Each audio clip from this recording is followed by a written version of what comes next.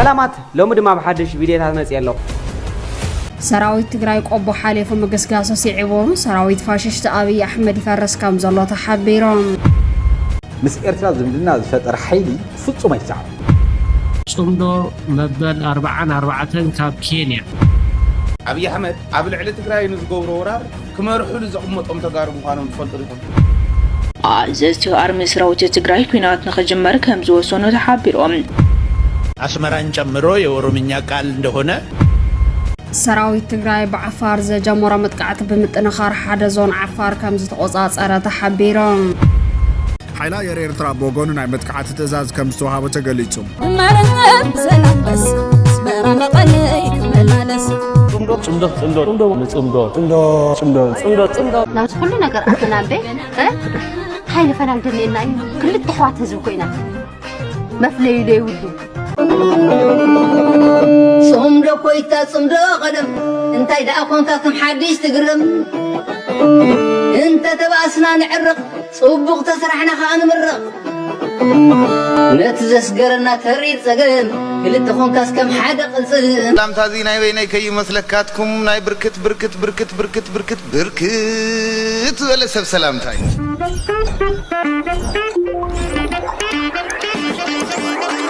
كلكم نزغزاز حدش لهونكم اندحر حاليهم سبسكرايب بمغار ابال بيت سمخونكم كيزنغعو سلام كان يوردل سلام اواني علم بعلمو سلام يوردل هاجرنا سلام انت خوينا علم بعلمو نحنا نقسم من اسي قسم عديتا نقسم ابوتا تقسم زغابير املاك بعلمو محرته وردل من داد افريقيا امو مشرفت كقبل شعور استعد هاجر كم باه تخاطر اجوخان طر الشي طرايوت مستير كون دما رينغو خوينا هغورنا كل لاي قطموم ناي رأس حيالان مفتن قلصموم نزم ابايا يو هاجري حديات تحسب الله توساخ دخنتا معقب دنبرولا Look what happened. Libya is a catastrophe. You look at our ambassador as an example, okay? Libya is a disaster. Iraq is a disaster. Syria is a disaster. The whole Middle East. And it all blew up around Hillary Clinton and around Barack Obama. It all blew up. ይሄ የሚጠሉትን የኤርትራ መንግስት በተለያዩ ወንጀሎች በመክሰስ ማዕቀብ እንዲደረግበት በተባበሩት መንግስታት ድርጅት ሰነድ አቅራቢ ኢትዮጵያ ናት ከሳሽ ኢትዮጵያ ናት ንሰፈር ገላዩ ጎዳጉድ ዘሊላ ከይከደመት ያደይ ፖዲየም ተሰቂላ I don't think you could really say the Eritreans are a puppet of any country or a client of any country. They have an independent mindset and an independent mentality in terms of what they do. Again, whether you label that good, bad, or indifferent, and I think that is dangerous to the United States. እንደኛ የኤርትራ መንግስት ምንነት ነው በቋሚነት የኤርትራ መንግስት ቅድም አሁን የዘረዘርኩልሽን የአሜሪካን መንግስትና የምዕራብ መንግስታት ምንነት በደንብ አድርጎ ጠንቅቆ የሚያቅ መሪዎች አሉት እትምስጢር በንጣሽር ሕለው አምባሳደር ከምናይ ዶባ ግንባር ካልዕራብ አይ ግንባር መጋረጃ ኽፋ በስምረት ዝትርትር ጠብታ ደመወዙ መቂሉ እንዳንበራ ዝነብር ኤርትራው ዲያስፖራ ዘይትሰዓድ አሽከር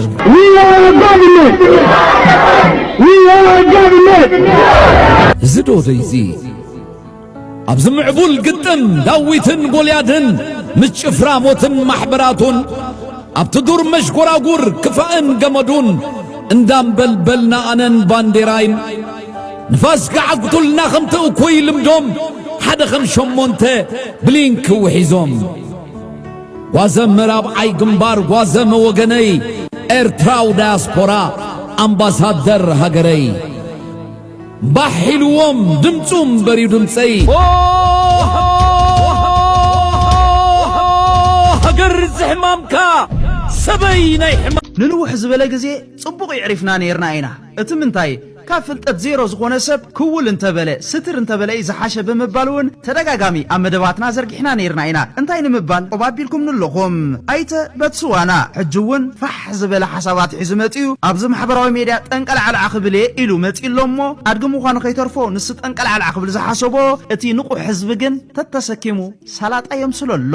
كم تزبلنا عن طوي إثيوبيا إيرتران نيسو 6 كيلومترين تلوط 5 كيلومتر تريفو ولا مالتي غربتنا أنت حوارا عبيت أنت رح زي كونس تلوط بعلو أو قرب يزلو أبو خوينا نزارب زلنا قدمنا بتي زلو مدبات محلافي كبران انت قاتلتي حانتي متنققتا خم محلالف كابزا حجي اتقصل زلا مدب تحتي 18 عمت قلعه كعزبو سلازي يبلو نز مدب زي نتوم تحت عدمه هصانات كتاليوم ወይ ካን ኸይሪእዎ ክትእግድዎም ይላቦ ምክንያቱ ካብ መሃይም ካብ ዜሮ ካብ ደንቆሮ ዝርባሕ ስለዘየለ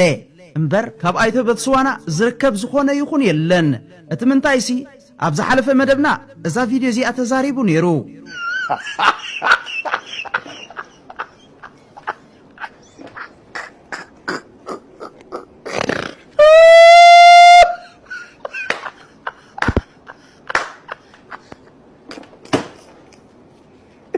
viewers apologize I'm going حج خاخابو قدد زبله نيرتران إثيوبيان أبحلمو بعلو سلازلا جبن ناي 6 كيلومتر في اللي ويكا رحقتي زلوني بلنا الله انت حاسبنا يو كاب أديس أبابا كساب أسمرا ويكا كاب أسمرا كساب أديس أبابا 6 كيلومتر يو بين عينتا قطاطرا قطرجن ندعي قديمه جن بلصقنا بعلو علتناي حجخه اترزق فارا اكيبو متينا جنبار حنچ منچي عبس من زنان زنبر مرحتي جبا كان بعل احمد محمد ناصر عبد الله ادريس وزته دحرون عبس من زنان زنبرم جلز مسلوم ابالات حزباو جنبار ابغوني سرعت ايه ودغ نبر كوينوم ጫፍ አቢ ክሕለቶም አርኤሙና ዮም ዳሕር ግን ንሶም የለው አሻቀልቶም ይህ ወደጉን ሞይታ ሀገር ግን አይፋል ኦሜጋን ኮይና ክብራ ደሊባ ልዕላውነታው ሒሳ ንፖለቲካዊ መድረኽ ዞባናን ቀርን ቀይሕ ባሕርን ትቁልሰላ እዞም ሕጂ ዘለው ደንበዕነ ድማ ጫፍ ክሕደቶም ነቶም ንቃለሰልካ ኣለና ዝብልዎ ኩብኩብታ ኣብታ ናይ መወዳእታ ዕላምኦም አንድነት ምስ ወሮሞ አግሂዶምሎም ኣለዎ ካብ ጸባ ዘይተረኽበስ ከማይ ጸባ ዓቕምኻ ዘይምልካዕ ሰበብ ግን በብሓደ ቁማር ስለዘይ ዋጻና ከምታ ካብተን ቤን ቀርኖም ሰቢርና ሓፊስና ኣታው ውሽጣ ሀገር ገይርና ዮም ዝነበርና ሓንጨ መንጪ ከም አስራሕ ይቀለና ጽምዶ የኤርትራ ህዝብም አይበጅም ለትግራይ ህዝብም አይበጅም መጥፎ ለመጥፎ ነገር ደግሞ እንደ ህዝብ መታገል አለብን ብለን ክሊር ያደረግነው ዓላማችን ነው የኢትዮጵያ መንግስትና የኢትዮጵያ ህዝብ ደግሞ የህዝብ ተልእኮ ያለው ድርጅት አውቆ ካወቀ በኋላ ደግሞ ደግፎ ወደ ዓላማችን እንዲሳካ ለማድረግ ነው እዚህ እድል ተጠቅመን ጥሪያችን ማስተላለፍ ተገኝተን ያለነው ዜሮ ፍልጠት ሽሕ ድፍረት هجرات وعل كيدان كأتوا خلوا لولاونة عقبا طقمن زو حصالو سمع يجبرا سلازي لولاونة هجر تحسو زينا وتخجبت زهندد قربيت نايت تكمنت زي كونه نايوان حطو زل عليه بزل على حطو حقوساتنا مبال دروبشنت رايو حق بحري لو اوف سي نتن ودب زي بلن هجرات نايت تكمنت من قد زطات حو عليو ازو عل كانتن جماجم بحري زلون هجرات لولاونة بزيتن كف من قد زفقد وعليو هجر إثيوبيا في الريمات لخنسا بتوعل كتقيد سلازي تدلي سد هجر كوينا لا سلازي ابزق زيزين هجر إثيوبيا ناي مريت كان بحر خان كتمت مفقاد بوليتيكاو عشنت دربشنت يو كدعاتن ويطوثاتن كال انت ترفه بزي كنا مسغنكم يقبا يغني لنا ابقى حشاكم يوعلنا ابصبق يملاس نعبنت ايرترا فرمتلون UN كلوس بحالالو United Nations Convention on the Law of the Sea زبل على سوسان شومتن هاجرات فرمو حقل ኢትዮጵያ አካል ዚ ውዕልያ ኤርትራ ሽፍታ ስርዓት ስለዘለዋ ይፈረመተሉ ምክንያቱ ኣብ ዝኾነ ኪዳን ከኣቱ ዘይደሊ ስርዓት ይዘሎ ሓራይ ኣብዚ ቁሩብ ሓውቤነ ገረዝ ገር እንከላይ ክንእርመካ ኢና ማለት እዩ ምክንያቱ ኣብዚ ዘምጻኻዮ ነጥቢ ብዛዕባ አርቲክል ናይ ኔሽን ኮንቪክሽን ኦፍ ዘ ሎው ደ ሲ ገሌልካ ዘምጻኻዮ ነጥብታት ኣሎ መጀመርያ ኣብዚ ስምማዓት ናይ ባሕሪ ዘለዋ ሃገራት 168 ሃገራት እየን 68 ናይ ኮንካን ግን ደሓን ካብ እግሪ መልዓስ ሕንቀፍ ዝበሃል ኣሎ 168 ሃገራት እየን ፕላስ ናይ ኤውሮጳ ሕብረት እቲኻ ማለት እዩ ብምቕጻል ኣብዚ ዘለዓልካዮ ነጥቢ ሓደ ሽግር ኣሎ ንሱ ድማ እንታይ እዩ ብጣዕሚ ዝገርም ሕቶ ይኻል ኢልካ ኢትዮጵያ ኣብዚ ሳይን ጌራ ኢልካ እወ ብመሰረቱ ኢትዮጵያ ላንድ ሎክድ እያ እዚ ውዕላት እዚ ድማ ንላንድ ሎክድ ዝኾነ ሃገራት ናይ ተጠቃምነት መሰል ወይ ከዓ ክጥቀማ ከም ዘለወን ብሎክ ንኸይኮናን ካልእ እንዘጠቃልል ሕግ ኣለዎ ንኣብነት አርቲክል 125 ክትውከስ ትኽእል ኢኻ ሓራይ ስለዚ ኢትዮጵያ ስለ ዘርባሓ ፈሪማትሉ ውጪ ጽቡቕ ካልእ እንታይ ኢልካ ኤርትራ ኢልካ ነዚ ፌርማ ዘይፈርመሉ እቲ ኤርትራ ዘሎ ስርዓት ሽፍታ ስለ ዝኾነ ኢልካ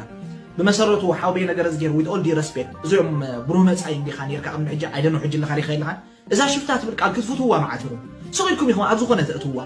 كجمال نكلو نزوع علز زي فرما كالوت كابتن عبيت هاجرات صباح لاسك خم نجار كحاوبي نجار زجير United States أمريكا أي فرمتن أبزا agreement زي كل التنجار يزول ساين قد قبرت خليها أما تأسي كعاتو يخليه مالتي تساين نابنا USA ساين يا جرا ratified جناي قبرت حجي ratify and sign كل تستفل عليه نجار نابنا أمريكا تركي إسرائيل أبزي وعلزي يلوان وما حاوبي نجار زجير إذا مسخ الصرح تدلي زلخ أمريكان رغبنا يا مالنا تقولهم زلخ أمريكاوين تروحهم كم زلخ تنجرنا زلخ أمريكاوين نسي شفاتو سلزوم اليوم أبزو علزي أتو فنزويلا أبزو علزي أتو سلامنتاي مغنياتو أزو علزي سلزي أتخاخ شفتات بهالتخون أما منقصة أمريكا شفتاي مالدي والله العظيم حاوبينا زياء صبغت يا أخونتنا نتات دلي زلخ زمدنا ون حدقنيا بعدي إسرائيل كان شفتات بلا لخ مالدي مغنياتو أبزو علزي أتوتن سلازي بزو علات زي إسرائيل أي تقدبنا سلازي منقصي إرترا عفتو عل زي مفرام ويدما إيطوبيا عفتو عل مفرامة مش شفتنا ناتين هاستدو انتهي دا ناتن منالبات منقصي إرترا انترست يقولون يخون أو أي فرمن يخون اتقدم زنبر منقصي إذلك زي حج زلو ناتو I don't know سلازي نفلطو سلازي نقرنا خالي زعباي اتقدم زنبر منالبات كم منقصي أبزو أمر لفت مجمر تاجن ولا أنت زي فرمو قدنا يكون كان مش شفتنا تراح تتحيو كفر ما يدلين يا ني إرترا تقما أي ترأيون يخون I just example is نقرأ كازلو سلازي زازم تصحيا موجود حاوبينا فتسيما تخكل أيقونتن لعلو خلو خصوصاً شو متن هاجرات أيقونن انتاي دا ميتون سوسان شو متن هاجراتين إذا كن أجرنا من نقرأ أيقونن مغنياتو كاب كم تزبنيا كاب إجري أفسل زعنكا أو إرسال لو تشعت بهرات نعنا أيو كلنا انت أتوقعها أنا تبلين حوائيو واحد تتقرأ حوائيو تي هداري بحوائيو إن كان إرتراويان السوداناويان حواتي يوم أو جيبوا تزلوا مسلم حواتي يوم أنا بسلام يزنبر سلام كنبر يزسرح انتي لك انتي كيك يبلك انتي عوض يبلك خم عوض زبلو ها ناس مراحي عدين بيس مرا ذكر يحواتين دي عد حواتين سلازي طوعي بوليتيكا كنا نسقون زلنا موليسو زتفقنا موليسو كبرسنا زغل أجندة نقرنا بعثنا إينا نساس زلنا هاي أخلاق كريم سلازي عاوز يعتوز بس إرتراويان أنكو زمدنا خنفتر علنا مس إرترا زمدنا زفتر حيلي فتصو ما يساعد بقلت نقرأك صمدو مبل 4 كاب كينيا ناي أوغادين أدلو ناي غامبيلا ناي سيداما ناي أمحارا ناي صومال ناي سودان ناي عفار ناي أوغادين غامبيلا سيداما أمحارا صومال سودان عفار إيرترا زركوبوم أبتي ناي نتسلا مندق أمباسادر ناي إثيوبيا باچا مركونيا أب نتسلا مندق ناتو غزا يتخايدو زاسواي حفوف كبلكنيو زي لنكنا BBC غزارة وزغني بزي مغنيات أيقونان قال زرعي ويكا بتعمي سنبيدو نتي سنبادي مشفان تباهيدو أبز محاورا ميديا عزف زف قبل كانيو شعبية برايا دا تتصبيو بكينيا خامس يوم حج بكينيا أيقرمكم كالي جنبار بسودان دا تتصبيو برايا دا تتصبيو بكل الأمحران دا تتصبيو حجيخا بلعل متيو بأوغادين بغامبيلا بسيداما بصومال بالسودان بعفر يلا فرصة كلها كادكيري زيا ناب كل محبراو ميديا شربلو فتنتي مدهانيتيا كلاتكم زعبكم زناسكم زيا ناب محبراو ميديا زرقوا يعلبال الله أوراي أيو أواج أيو أو على حزب توقل كذا أو شعبي يا بك استراتيجيكالي حسب غير وين تخكليو بنات سلح سو جنباري يغيروك من تاي واجه واقع كان دخل على سي كان واجه مالت كان مسمرات كل كيلومتر حقوق كايد على عاشون ده لو الموتوا القوس الدفاع حزب من التقوس عاشون ده لو سي تايقد شوي سو نا بوردرنا إرترا متيو كاسمر 5 كيلومتر نمتاي واقع ما بيسايس عيني بقى تخبل يسلحيتي صالح بتعمي إذا تمدو 4 بزقربا معلتات كتزرقعها سلازي نحنا أبايتا نسرح نساتهم يقعروا نساتهم يفكروا شعبيا خا سرحي لسرح أبز علفة أب سودان ريهم ويهم نحزوان نجبطوان تفيهم حجها بكينيا متيوم نتسلا مندق ناي باچا يتخايد ناي نتسلا مندق ناي باچا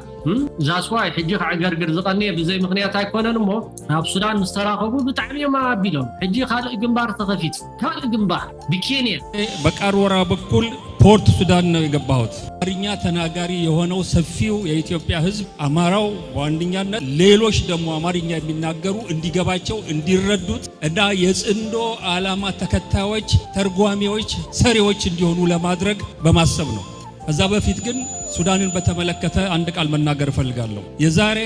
50 ዓመት ገደማ ከትግራይ ተነስቼ በኤርትራ አድርጌ በቃርወራ በኩል ፖርት ሱዳን ነው የገባሁት። የ24 ዓመት ልጅ ነበርኩ። ሱዳን በዛ ወቅት 1 ሚሊዮን ኢትዮጵያዊ ስደተኞች ተቀብላ ያለምንም ማጉረምረም ታስተናግድ ነበር። የሱዳን ሕዝብ ደግነት የማያውቅ ኢትዮጵያዊ የለም። ዛሬ የኢትዮጵያ መንግስት የሱዳንን አገር እንደ አገር ለማፍረስ የሱዳን ሕዝብ ሰላም ለማናጋት የዩናይትድ አረብ ኤሚሬትስ ቅጥረኛ ሆኖ መሳሪያና ተተኳሽ አስተላላፊ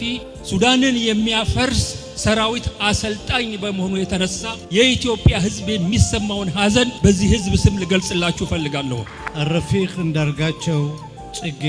يقول قبل 50 سنة وهو شاب 20 سنة جاء من إريتريا ومر من قرور يا بتعم صبو سرع سرحت صمدو كينيا أفنشا باچا ሶማል፣ ሱዳን፣ ዓፋር፣ ኤርትራ፣ አምሓራ፣ ሲዳማ፣ ጋምቤላ፣ ኦጋዴን ዝተሳተፍዎ ጽምዶ ማለት እንታይ ማለት እዩ ትርጉሙ? ናብኡ ከብለኩም ታንክታቶም ናባና ቅኒዖም ቃላቶም ናባና ቅኒዖም ውጥናቶም ናባና ቅኒዖም ዘለዉ ሓይልታት ንሕና ናይ ሰላም ጽምዶ ስለ ዝኾናሲ በጃኹም ኢልና ነተን ታንክታሲ ማይ ድጋም ጌርና ዲና ካብቲ ኢዶም ክንሕድጎም ዘለና ከመይ ዝሓስብ ትርእስኹም ርእሲ ናይ ሰብ ተኾይኑ ናይ ሰብ ርእሲ እንተኾይኑ እዚ ጽምዶ እዚ እኮ ናይ ሰላም ጽምዶ ይኮነ ናይ ኩናት ጽምዶ እዩ። አንቱም ገለ ሄዶታት ባሕሪ እንተኾነ ትቡና ተዘይተሂብኩምና ከዓኒ ኣብ ቀጻሊ ወለዶታትና ምውሳዱ ኣይተርፎን እዩ ክንወስዶ ኢና ክብል እንኮሎ 4 ኪሎ ሰሚዕኹም እንዲኹም። ንሱ ዲ ዓገብ ዝበሃል ህዝቢ ኤርትራ፣ ንሱ ዲ ሰላም ኣይደልን ኢኻ ዝበሃል ህዝቢ ኤርትራ እሳ ትጨንወን እዚ እቲ ኣራእስኩም ገንቢ ዝጨንወና ሓሳው ርእሲ ዘይሓስብ ርእሲ ለኽባጥ ርእሲ ኣዝዩ ዘጽላእ ኣተሓሳስባ ንሕና ትንገብሮ ኢና ንገብር እንተኾነ ሰላም ድሌትና እዩ። ሰላም ኣይኮነን ከዓ ከመይ ጌርና ተጸሚድና ነቲ ጸላእ ነፍሽሎኻ ንሰርሕ። ጽምዶ እኮ ብዙሕ እዩ። ጽምዶ ሓይልኻ ምድልዳል እዩ። ጽምዶ ሜዳኻ ምስፋሕ እዩ። ጽምዶ ፖለቲካኻ ምስፋሕ እዩ። ጽምዶ ንጸላኢ ምምንጣል እዩ፣ ምቕዳም እዩ። ጸላእ ዝሓሰቦ መሬት ምምንጣል፣ ጸላእ ዝሓሰቦ ህዝቢ ምምንጣል ማለት እዩ። ጽምዶ ንጸላኢ ጥራሕ ኢትኾን ዝሰርፍ ምግባር ማለት እዩ። ጽምዶ ቅድሚ ኩናት ንኩናት ምፍሻል ማለት እዩ። ጸላኢ ዝድንድነካ ሓይልኻ ክደክም እንከሎ እዩ። ጸላኢ ሰላም ዝብል ከዓ ሓይልኻ ክጉልብት እንከሎ እዩ። ኣብዚ ጽምዶ እዚ ሓይሊ ናይቶም ሰላም ዝደልዩ ህዝብታት ይትርናዕ። ተጸሚዶም ተራኺቦም ሓይሎም ይትርናዕ። እቶም ጽልኢ ዝደልዩ ከዓኒ ይደኽሙ እሞ ከይፈታዊ ሰላም ይደልዩ። ደላይ ሰላም ተተኣኪቡ ደላይ ጽልኢ ሓይሊ የብሉን። ትኽክል ኣብርሓውና እምበርከ ዘይርዶም ቢመሲልካ ዘይርዶም መሲልካ ባሕር እንዳበሉ ለይትን መዓልትን ብዛዕባ ንስርዓት ብልጽግና ስለምንታይ ተጻሚድኩም ስለምንታይ ናብ ኩናት ትኸዱ ኣለኹም መንግስትን ህዝብን ኤርትራ ኩናት ዝበሃል ኣይበለን ከምኡውን ሕወሓትን ኩናት ኣይበለን ለይትን መዓልትን ንኩናት ዳንኬራ ዝሃርም ዘሎ ሕሉፍ ሓሊፉን ባረንቱ ዝበለ የባህር በር ስናነሳ በጣም ቬሪፋይድ የሚደረግ ብዙ ሪሰርችና ምስክር የማንፈልግለት ፀሐይ የመታው እውነት እንደሆነ ማወቅና መገንዘብ ይኖርብናል። ይሄ ማለት ምን ማለት ነው? ኢትዮጵያችን እንደ ሀገር ስትፈጠር እንደ ምድር ስትፈጠር ከዚህ ውሃ ጋር ነበረች። አብራ ነው የተፈጠረችው። ከውሃው ጋር ነው የኖር ነው። ከባህር በር ጋር ነው የኖር ነው የሚለው ነገር እዚህ መድረክ ላይ አይደለም፣ በዓለም መድረክ እንደ ጀስቲፊኬሽን አቅርበን የምናሸንፍበት ቁልፍ ጉዳይ ስለሆነ ሁሉም ኢትዮጵያዊ ይህን መድረክ የሚሳተፈው ተሳታፊ ሁሉ ይህን እውነት መቀበልና እንደገና ኢንተርናላይዝ ማድረግ ይጠበቅበታል። ከም ቀደም መስለክን ውሕድ ወስደክን ሕጂ ኣውያት ክጅመራኽን ካልእ ግንባር ሻዕብያ ከፊትልክን ኣሎ። ካልእ ግንባር ብራያዶ ክድል ዓፋር ዶ ገለ ትብሉ ዝነበርኩም ሕጂ ኻ ብላዕሊ መጺኩም ብኬንያ ሻዕብያ መንፈስ እዩ። ሻዕብያ መንፈስ እዩ። ሕጂ ድሮ ጀሚሩ ኣሎ ሲም ተሸመ ጀሚሩ ኣሎ ኣውያት እዩት። ኤርትራዊነት ማለት ጸረ ኢትዮጵያዊነት ነው ያልኳችሁ ለምን ነበረ? በምክንያት አልነበረም? እዩት ኤርትራዊነት ማለት ጸረ ኢትዮጵያዊነት ነው ያልኳችሁ ለምን ነበረ? በምክንያት አልነበረም? እዩት ለኢትዮጵያ ሲባል ነው ብሎ አፈር የበላው ወደ ቢዞ ሄዱ። ኢትዮጵያ ሲለምነው ኢትዮጵያ ሲጠይቀው ኢትዮጵያ ገና ከተዓብድ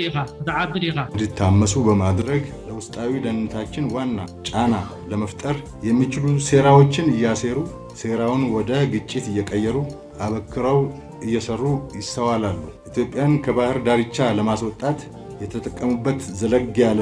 እድሜ የነበረው ጸረ ኢትዮጵያ ቅንጅት ዛሬ ደግሞ እድሳት ተደርጎለት ስሙን ቀይሮ ጽምዶ ብሎ በመሰየም ታሪካዊ የጸረ ኢትዮጵያ ሴራውን ቀጥሎ ይገኛል። የዚህ ጥምረት ወይም ቅንጅት ወይም ጽምዶ ባለቤት ከኢትዮጵያ ጫንቃ ላይ መውረድ የተሳነው የግብጽ ገዢ መደብ ነው። በጎረቤታችን መላላክ የለመዱ መንግስታትና ቡድኖች አሁንም መላላክ አላቋረጡ።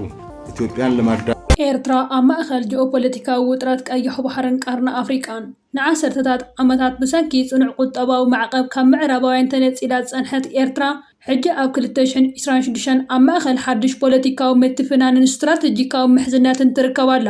ጸብጻባት ከም ዘመላኽትዎ መንግስቲ ኣሜሪካ ንነዊሕ እዋን ኣብ ልዕሊ ኤርትራ ኣንቢርዎ ጸንሐ ማዕቀብ ንምልዓል ይዳሎ ከም ዘሎን እዚ ናይ ፖሊሲ ለውጢ ዝመፀ ጸጥታ ቀይሕ ባሕሪ ብሰንኪ ኣብ የመን ዘለው ሕቲ ዝፍጸም መጥቃዕቲ ኣብ ሓደጋ ድሕሪ ምውዳቕ እዩ። ዋሽንግተን ኤርትራ ኣብ ገማግም ቀይሕ ባሕርን ባብኢል መንደብን ዘለዋ ስትራቴጂካዊ ቦታ ንምቁፅጻር ኣገዳሲት ምዃና ብምግንዛብያ ነዚ ስጉምቲ ትወስድ ዘላ። ብተወሳኺ ላዕለዎት ልኡኻት ስዑድ ዓረብ ኣብ ኤርትራ ቢልዮናት ዶላር ዝግመት ናይ መሰረተ ልምዓት ወፍሪ ንምግባር ምስ ኣስመራ ይዘራረብ ኣለው። ስዑድ ዓረብ ነዚ ስጉምቲ ትወስድ ዘላ ኤርትራ ምስ ተጻባእታ ከይትውግን ንምክልኻልን ቁጠባዊ ጽልዋን ንምስፋሕን ምዃኑ ይግለጽ። ብወገን ግብፂ እውን ፕረዚዳንት ዓብዱልፈታሕ አልሲሲ ምስ ፕረዚዳንት ኢሳያስ ኣፈወርቂ ጽኑዕ ስትራቴጂካዊ ኪዳን መስሪቱ ይርከብ። ክልቲአን ሃገራት ጸጥታ ቀይሕ ባሕሪ ናይተን ባሕሪ ዘለወን ሃገራት ጥራዩ ብምባል ደገፍቲ ሓይልታት ከም ሕቡራት ኢሚራት ዓረብን ኢትዮጵያን ኣብቲ ዞባ ጣልቃ ከይኣትዋ ይቃወማ ኣለዋ። እዚ ኩነታት እዚ ምስ ጎረበት ሃገር ኢትዮጵያ ዘለዎ ወጥሪ ከም ዝውስኽ ገይርዎ ይርከብ። ኢትዮጵያ ናብ ባሕሪ ብፍላይ ወደብ ዓሰብ ንምብጻሕ ዘለዋ ድሌት ኣብ መንጎ ኣስመራን ኣዲስ ኣበባን ዘሎ ወጥሪ ናብ ዝለዓለ ደረጃ ሰቒልዎ ይርከብ። ኣውደባት ክልቲአን ሃገራት ሰራዊት ይዋፈሩ ምህላው እቲ ዞባ ናብ ሓድሽ ኩናት ከይኣቱ ስጋት ፈጢሩ ይርከብ። ኤርትራ በዚ ሓድሽ ምዕባለ ተጠቂማ ካብ ተነፅሎ ወፂያ ዞባዊ ጽልዋ ንምስፋሕ ትጽዕር ምህላዋ ጸብጻባት ይሕብሩ። ይኹን እምበር እዚ ኣብ መንጎ ሓያላት ሃገራት ዝግበር ዘሎ ናይ ጽልዋ ቅድድም ንርግኣት ቀርኒ ኣፍሪቃ እንታይ ሳዕቤን ክህልዎ ከም ዝኽእል ገና ግዜ ዝምልሶ ሕቶ እዩ። ስርዓት ብልጽግና ኣብ ወረዳ ራያ ኣላማጣ ድሮን ፈጺሙ ተባሂሉ እቲ መጥቃዕቲ ኣብ ልዕሊ ሰራዊት ትግራይን ዕጡቕ ፋኖን ዘነጻጸረ ከም ዝኾነ ተሓቢሩ ሎሚ 4 ነሓሰ 2018 ዓመተ ምህረት ንጎ ከባቢ ሰዓት 2 ኣብ ወረዳ ራያ ኣላማጣ ጣብያ መረዋ ስርዓት ብልጽግና ደብዳብ ድሮን ከም ዝፈጸመ ካብቲ ከባቢ ዝወጹ ሓበሬታታት ኣመልኪቶም።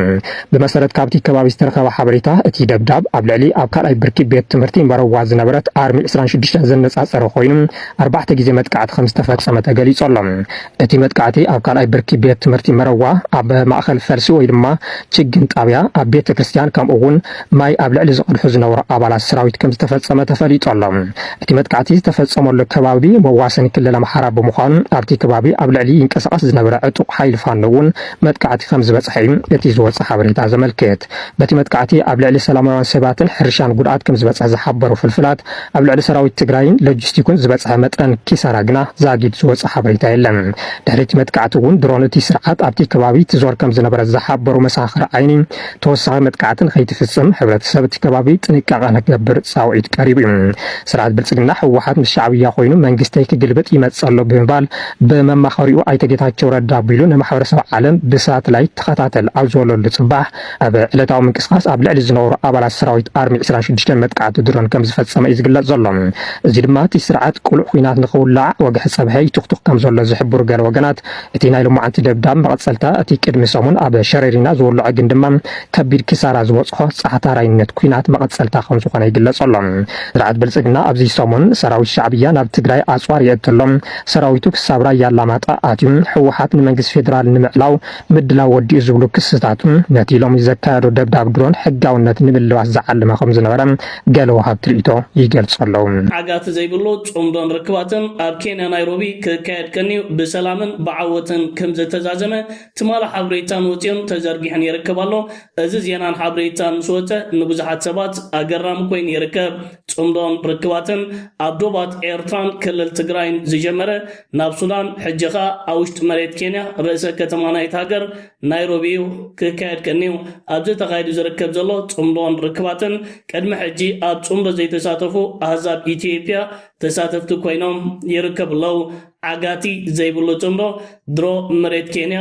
ኣቲ ይርከብ ባጫ ደበሌ ኣብ ኬንያ ብምዃን ክዕገርግር ይቐኒዩ ባጫ ደበሌ ኣምባሳደር ናይ ኢትዮጵያ ኣብ ኬንያ ብምዃን እናሰርሐ ዝርከብ ዘሎ እዩ ምስ ቢቢሲ ቋንቋ ኣምሓርኛ ብምቕራብ ንላላውነት ኤርትራ ክገህፅን ነጋሪት ኩናት ክሃርም ይቐኒዩ ባጫ ደበሌ ወየዳ ፀገሙ ዘይተረዳናዮ ኮይና እምበር ኣወል ስዒድ ኣብ ውሽጢ ገዙ ኮይኑ ጽምዶን ርክባትን ከካይድ ስለ ዝቐናዩ ባጫ ደበሌ ነብሱ ነጊርዎ ክጣራዕን ክዕገርግርን ቀኒዩ መን ይፈልጥ ዝቕፅል ጽምዶን ርክባትን ኣብ 4 ኪሎን ከተማ አዲስ አበባን ይካየድ ኸውን ከም በዓል ባጫ ደበሌ ዝኣመሰሉ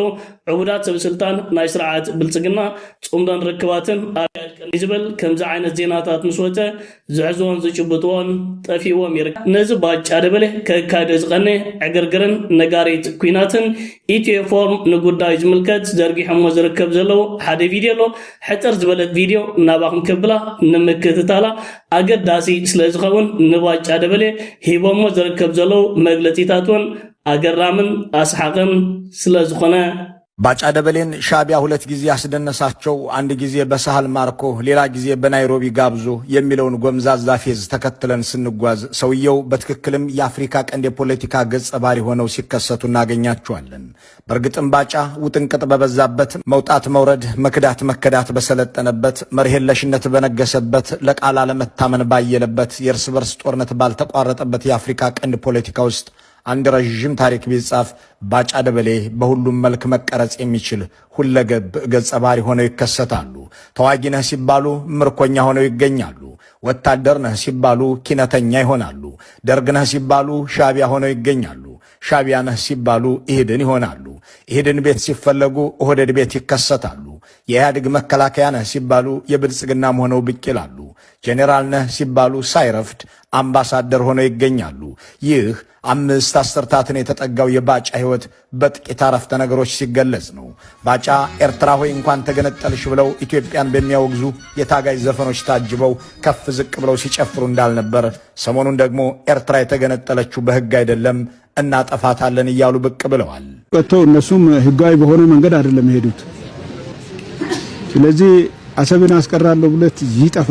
የኦህዴድ ብልጽግና ፖለቲካዊ ርዕዮተ ዓለም የለኝም ባይል ኖሮ ባጫዊነት ወይም ባጫይዝም የሚባል ርዕዮተ ዓለም ይኑርህ ተብሎ መመከር ነበረበት። ባጫዊነት ክህደትና ዋሾነት ነው። ታቻምና እንኳን ተገነጠልሽ ብለው ደንሰው ዘንድሮ ደግሞ የተገነጠልሽው በህግ አይደለምና አጠፋሻለሁ የሚል 180 ዲግሪ የሚገለበጥ አስተሳሰብ በእርግጥም ትክክለኛ ስሙ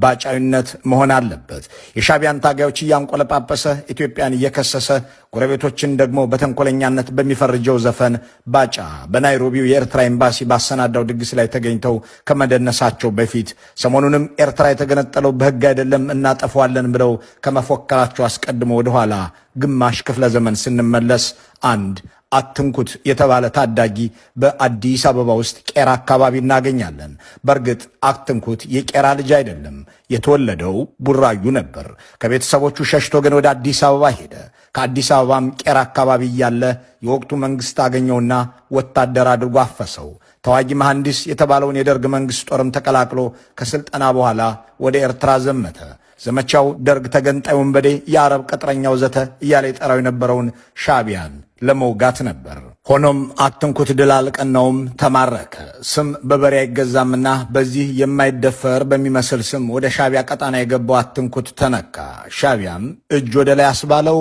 አትንኩት ተማረከ። ከዚህ በኋላ ነው እንግዲህ አትንኩት በሻቢያ ነፃ ግዛቶች ውስጥ የተቋቋመውን የኪነት ቡድን ተቀላቅሎ በዳንሰኛነት መስራት የቀጠለው። ዝናር እንዲታጠቅበት የሰለጠነበትን ወገቡን ለእስክስታ ያዋለው አትንኩት ለማረኩት ሰዎች የሚታዘዝ እንዳሻቸውም የሚያደርጉት ምስጉን ሰው ሆነ። አዘዝቲ አርሚ ሰራዊት ትግራይ ኩናት ንኸጅመር ከም ዝወሰኑ ተሓቢሮም ኣብ ማይጨው ዝተኻየደ ኣኼባ ኣዘዝቲ ኣርሚ ሰራዊት ትግራይ ከም ዝተዛዘመን ጽምዶና ኸይበርዐነ ኩናት ንጀምር ዝብል ውሳነ ከም ዘመሓላለፉ ተገሊጾም በሜጀር ጀነራል ዮሃንስ ወልደ ጊዮርጊስ መዲድ ዝተመርሐ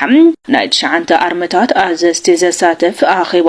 ትማሊ ኣማሽዩ ኣብ ማይጨው ተዛዚሙሎም እቲ ኣኼባ ጊዜና ንጥቀም ጽምዶና ኸይበርዐነ ኩናት ንጀምራ ብዝብል ቀንዲ አጀንዳ ዝተመስረተ ምዃኑ ተሓቢሮም ኣብ ከባቢ ክሳድ ጉዶ ድማ ዘይንቀሳቀስ ናይ ነዊሕ ርሕቀት ሬድዮ መገናኛ ፋና ጠለፋ ናይ ምትካል ስራሕቲ ተወጊኑ ምህላው ካብቲ ከባቢ ዝርከብና ሓበሬታ ይረድም በሜጀር ጀነራል ዮሃንስ ወልደ ጊዮርጊስ መዲድ ዝተመርሐ ናይ 9 ኣርምታት ማለት እውን ኣርሚ 31 32 24 26 44 22 15 50 ኣዘዝቲ ዝተሳተፉሉ ዝነበረ ኣኼባ ትማሊ ኣማሽኡ ኣብ ማይጨው ተዛዚሙሎም እቶም ኣዘዝቲ ድሕሪ እቲ ኣኼባ ናብ ዝነበርዎ ቦታታት ምምላሶም እውን ተገሊጾም እቲ ኣኼባ ጊዜና ንጥቀም ጽምዶና ከይበርዐነ ኩናት ንጀምር ኣብ ዝብል ቀንዲ ኣጀንዳ ዝተመስረተ ከም ዝነበረ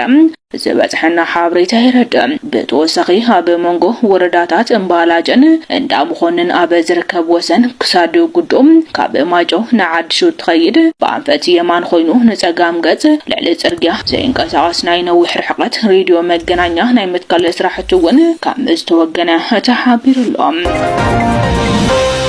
بوغن بلصقنا زلو تغارو اب وعلام اكاراخار بوتا زبل نطبي بايت اسف ابرها ملعلو تقاومو عليلم referendum ድሕር ኢሹታት ክነ ኣለዎ እዮም let's be clear contested ዝብልኮ ኣነኮም contested ዝኾኑ ኢሹስ ስለዘለው ሰባት ስለዘለው ኮይ ሕቶዚ ዘልዕሉ ሰባት ስለዘለው ኮይ ብትሽዑ ዝተገበረ ኮንፊግሬሽን ዘይተሓጎሱ ከም ሓድሽ ክረአሎ ዕድል ክወሃበና ኣለዎ ዝብሉ ሰባት ስለዘለው ኮይ ህዝብ ኣለኮ ከም ዘርኢ ኮንቴስት ለይ እንተሆነ ኣብቲ ዋዕላ ተቃውሞ ስዒብዎ እዮም ነዚ ዝተቃወመት ጀነራል ዘውዱ ብጸላእት ተታሒዙ ዘሎ contested areas bahal ወይ ድማ አካራኻር ተባሂሉ ጽዋዕ ንሕና ከም ተጋሩ አካራኻር የብልናን ክትብልያ ቁዋማ ገሊጻ እቲ ናይ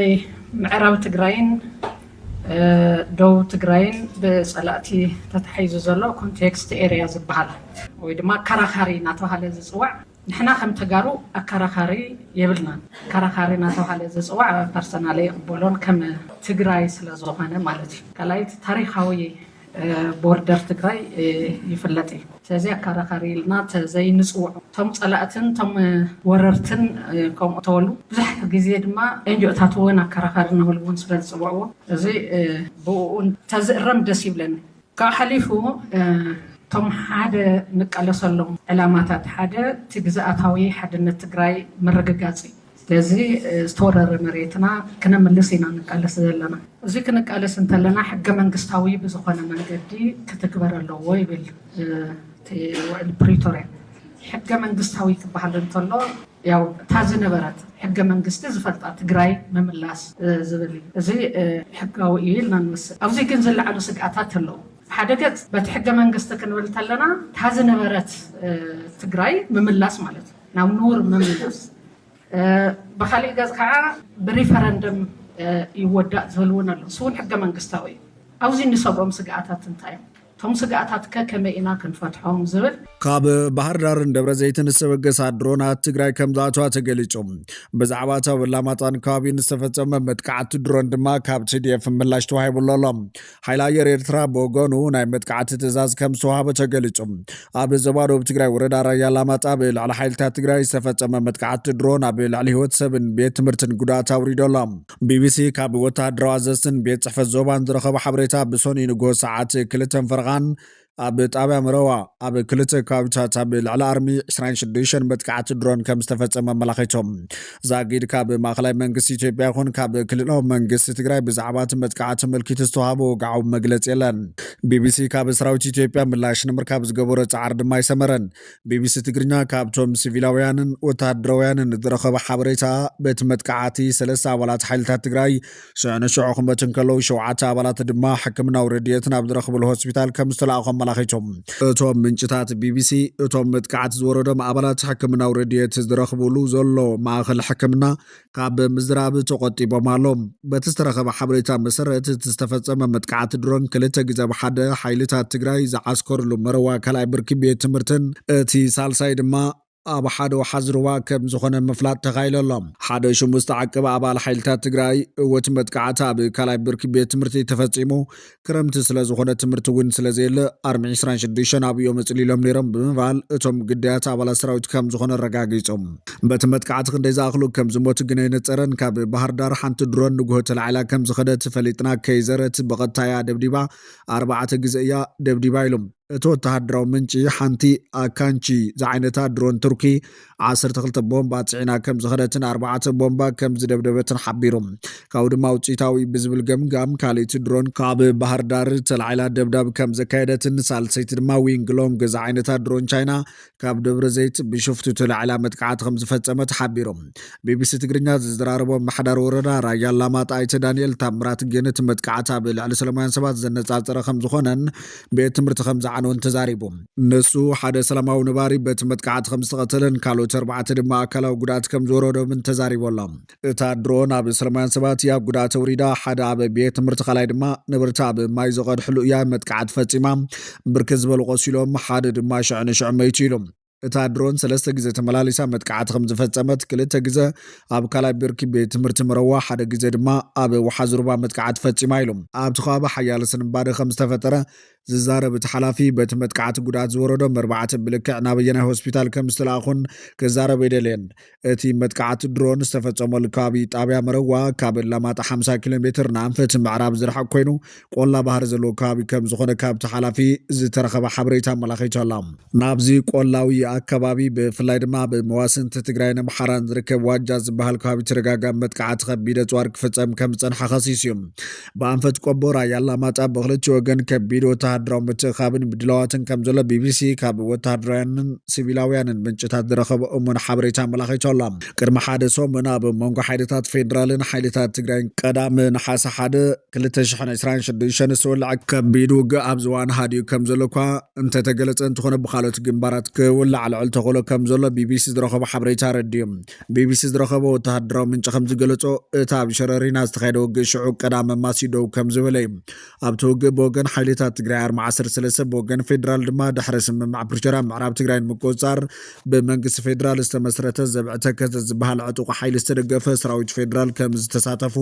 እቲ ወታደራዊ ምንጭ ሓቢሩ ነይሩ መንግስቲ ኢትዮጵያ ብዛዕባ ዛብ ሸረሪና ዘጋጠመ ውግእ ዛጊድ ዝኾነ ወግዓዊ መግለጺ ኣይሃበሉን ኣብዚ ናይ ዝሓለፈ ሰሙን ውግእ ሸረሪና ሓይልታት ፌደራል ከበድቲ ተጽዋር ከም ዝተጠቐሙን ክልተ መጥቃዕታት ድሮን ከም ዘካየዱን ብወገን ሰበስልጣን ትግራይ ዝወሃበ መግለጺ መላኺቱ እዩ እዚ ከምዚ ኢሉ እንከሎ እቲ መግለጺ ከም ዝጠቐሶ ኣብቲ ናይ ውግእ ሸረሪና ተሳትፎ ሓይልታት ዳዕመል ሰሪዕ ጥቃት ሱዳን ከም ዝነበሮ ይኸስስ እዩ ፖለቲካዊ ኩነታት ትግራይ ካብቲ ብመሰረት ስምምዕ ፕሪቶርያ ዝቆመ ግዜያዊ ምምሕዳር ማለቱም ብጀነራል ታደሰ ወረደ ዝምራሕ ዝነበረ ብመራሕቲ ህወሓት ካብ ዘለ እንዳሓር እናኸፈ ይመጽእ ከም ዘሎ ጸብጻባት ይመላኽቶም ህወሓት ነቲ ቅድሚ ኩናት ዝነበረ ክልላዊ ቤት ምክሪ ዳግማይ ብምምላስ ድማ ንዶክተር ደብረጽዮን ገብረ ሚካኤል ፕሬዚዳንት ገይሩ ሸይሞላ እዚ ስጉምቲ እዚ ምስ መንግስቲ ፌደራል ዘሎ ወጥሪ ዝያዳ አጋዲድዎላ ማእኸላይ መንግስትን ህወሓትን ምስ ዝሕታለ ትግበራ ኩናት ትግራይ ጠጠው ዘበለ ውዕል ፕሪቶርያ ብዝዛመድ ክካሰሱ ምጽናሖም ይዝከር ዝሓለፈ 7 ሐምለ 2026 ግን ቀዳማይ ሚኒስትር አብይ አሕመድ ኣብ ሃገራዊ ባይቶ ኣብ ዝሃቦ መብርሂ ህወሓት ምስ መንግስቲ ኤርትራ ብምዃን ኩናት ይዳሎ ከም ዘሎ ከሲሱ ነይሩ ኤርትራ ነዚ ክስታት ትነጽግያ እዚ ምዕባለታት ኣብ ዘለሉ ወቅቲ ሓይሊ ኣየር ኤርትራ ናይ መጥቃዕቲ ትእዛዝ ከም ዝተዋሃቦ ተገሊጸላ እቲ ሓይሊ ኣየር ኢትዮጵያ ክትወረና ካብ ዝብል ስጋት ብምብጋስ ኣብ ተጠንቃቂ ክጸንሕን ሙሉእ ሓላፍነት መጥቃዕቲ ክወስድን ተኣዚዙ ዘላ ኣብዚ ቀረባዋን ብኣምባሳደር ጀነራል ባጫ ደበሊ ኣብ ልዕሊ ኢትዮጵያ ዘስግእ ዘሎ ስጋት ሃገራዊ ድሕነት ዘጉልህ ትንታነ መንግስቲ ኤርትራን ውድብ ሕወሓትን ዝፈጠርዎ ሓደገኛ ምሕዝነት ብትር ነቒፉ እዩ እቲ ትንታነ ኢትዮጵያ ካብ ስምምዕ ሰላም ፕሪቶሪያ ንድሓር ንኽልተ ዓመት ዝጸንሐ ስትራቴጂካዊ ትዕግስቲ ይውዳእ ምህላው ዘጠንቀቕ ኮይኑ ማሕበረሰብ ዓለም ነቲ ጉዳይ ህፁፅ ቆላሕታ ክገብረሉ እዩ ዝላቦ ብመሰረት ሓበሬታ ጀነራል ባጫ ደበሌ ላዕለዎት ወተሃደራዊ ኣዘዝቲ መንግስቲ ኤርትራ ዶብ ኢትዮጵያ ሰጊሮም ናብ ከተማ ዘላንበሳ ብምእታው ባንዴራ ኤርትራ ብግልፂ ኣውለብሊቦም ዝብል እዮም እዚ ፍጻመ እዚ ኣብ ማሕበራዊ መራኸብታት ብሰፊሕ ዝተዘርግሐ ኮይኑ ንላዕላውነትን ግዛታዊ ሓድነት ኢትዮጵያን ብግልፂ ዝጥሕስ ምዃኑ ዝገልጽ ካብ ዝሓሊፉ ድሕሪ 3 መዓልቲ ማለት እውን ብ6 ሓሰ 2026 ታንክታትን ከበድቲ ተጽዋራትን ሓዊሱ ሰራዊት ኤርትራ ናብ ሰሜን ኢትዮጵያ ብፍላይ ድማ ናብ ክልል ትግራይ ከም ዝኣተወ እቲ ጽሑፍ ኣቃሊዕ እዩ ጀነራል ባጫ ደበሌ ንፕሬዚዳንት ኤርትራ ኢሳያስ ኣፈወርቂ ንነዊሕ እዋን ዝጸንሐ ስትራቴጂካዊ ህርፋን ንኢትዮጵያ ንምድኻም ንምብትታንን ፖለቲካዊ ጽልዋን ምሕዳርን ከም ዘይገደፎ ብትር ነቒፉ ከም ዝኣመሰለ እኩይ ተግባራት ክልታዊ ግጭት ጥራይ ዘይኮነን ፖለቲካዊ ቆማ መላቐርና ኣፍሪካ ብዓመፅ ንምርግጋእ ዝግበር ሓደገኛ ፈተነ ምዃኑ ኣመላኺቱ እዩ ናይ ምምኻር ዘተን ኮሚሽን እንተባሂሉ ኣብ ኢትዮጵያ ዝካየድ ዘሎ ርክባት ነታ ሃገር ሓሚማ ነድሕና መድሃኒት ንድልየላ ዝብል ምትእኽኻብ ክሳብ ሕጂ ዋላ ሓንቲ ፍረ ከፍሪ ይካለን እኳ ዳኒ ኢትዮጵያውያን ክበታትኖም ተራይ ይርከብ ኣብዚ ዝካየድ ዘሎ ከምዚ ዓይነት ናይ ምምኻር ዘተ ኣብ ኢትዮጵያ ነጊሱ ዝርከብ ዘሎ ስርዓት ብልጽግና ንህዝቢ ኣብ ሓደ ከምጾ ስለ ዘይክእል እቲ ስርዓት ፈሪሱ ዕሸል መራሒ ኢትዮጵያ ኣብይ ኣሕመድ ካብ ስልጣን ተኣልዩ ኣብ ኢትዮጵያ መሰጋገሪ መንግስቲ መምስራት እቲ እንኳ ኣማራጭን መፍትሒታትን ከም ዝኾነ ኣብቲ መድረኽ ሪቶታት ቀሪቡ ይርከብ ብተወሳኺ እዚ ሕጂ ዘሎ ስርዓት ብልጽግና ንኣገደስቲ ፀፍሕታት ናይቲ መንግስቲ ብተወለድቲ ክልል ኦሮሞ መሊእዎ ይርከብ ስለ ዘሎ ንካልኦት ብሄራትን ህዝብታትን ኢትዮጵያ ዝውክል መንግስቲ ከም ዘይከነውን ንስርዓት ብልጽግና ወቐሳታት ቀሪቡሉ ይርከብ ዕሸል መራሒ ኢትዮጵያ ኣብይ ኣሕመድ ኢትዮጵያ ትፈርሳላ እሞ ነድሕና ዝብል ዝገበሮ ምትእኽኻብ ኣንጻሩ ተላዒሉ ይርከብ እቲ ዘካየድ ዘሎ ከምዚ ዓይነት ርክባት ንክልተ ሰሙን ዝተባሃለ ልዕሊ ሓደ ወርሒ ቁፂሩ ዝኾነ ይኹን መደምደምታ ክበፅሕ ዘይምኻሉ እቲ ዘካየድ ዘሎ ሃገራዊ ዘተ ዝተባሃለ ንኢትዮጵያ ዝጠርንፍን መድሃኒታ ዝደሊ ዘይኮነስ መመሊስካ ነቲ ሃገር ዝሐምምን ዝበታትንን ኮይኑ ይርከብ ሓንቲ ዝወፀት ቪድዮ ናባኹም ከብላእ ንከታተላ እሺ አመሰግናለሁ እንግዲህ መቼም ሁለተኛ ስንገናኝ መሰለኝ የምክክር ኮሚሽኑ በእውነት በመጥፎ ታይም ላይ ነው የተሾማችሁት ህወሓት ስልጣን ላይ ተወግዶ አብይ ሲመጣ ቢሆን አትሊስት የሆነ ፍሬ ታፈሩ ነበር አሁን ግን እንደኔ አሁን ግን ጦረኛ መንግስት ባለበት ሰዓት ላይ ፍሬ ታፈራላችሁ ብዬ አልገምትም እና የምክክር ኮሚሽኑ እኔ ብዙም ወደ ፍሬ ሄዳል ብዬ አልገምትም ምክንያቱም አሁን ሀገሪቱ በጦርነት ላይ እየታመሰች ነው ያለችው የሌላ ሀገር ወራሪ እንደመጣ ሁሉ በአማራው ላይ ድሮን ጄት እግረኛ መድፍ ታንክ የሀገሪቱን ጦር ሰራዊት እንዳለ አማራ ክልል አስገብቶ እየጨፈጨፈ ባለበት ሰዓት ላይ የምክክር ኮሚሽኑ ኢፌክቲቭ ይሆናል ብዬ አልገምትም ስለዚህ እኔ እንደኔ ምክር እንደው ይሄ ሰውዬ ምክንያቱም ጭንቅላቱ በጦርነት የተሰራ ነው አብይ አህመድ እና ቢያንስ ይሄን ሰውዬ እንደው ዞር ብሎ እንደው ሽግግር መንግስት የሚቋቋምበት ነገር ፕላትፎርም ብትፈልጉ አሳስባለሁ ሌላው ምንድነው እንደምታዩት ህወሓት ስልጣን ላይ በነበረበት ሰዓት ላይ በትግራይ ስም ተመድቦ ያው የትግራይ መንግስት ተብሎ በትግራይ ህዝብ ላይ ነበር ጥላቻ ሲነዛ የነበረው አሁንም ቢሆን ትንሽ የግሩፕ እንደምታዩት እነ ሽመልስ አብዲሳ እና አዳነች አቤቤ እና አብይ የፖሊስ ኮሚሽነሩ 10 አለቃ ብርሃኑ ጁላ እነሱ ተጨማምረው የኦሮሞ ማህበረሰብ እያስጠሉ ነውና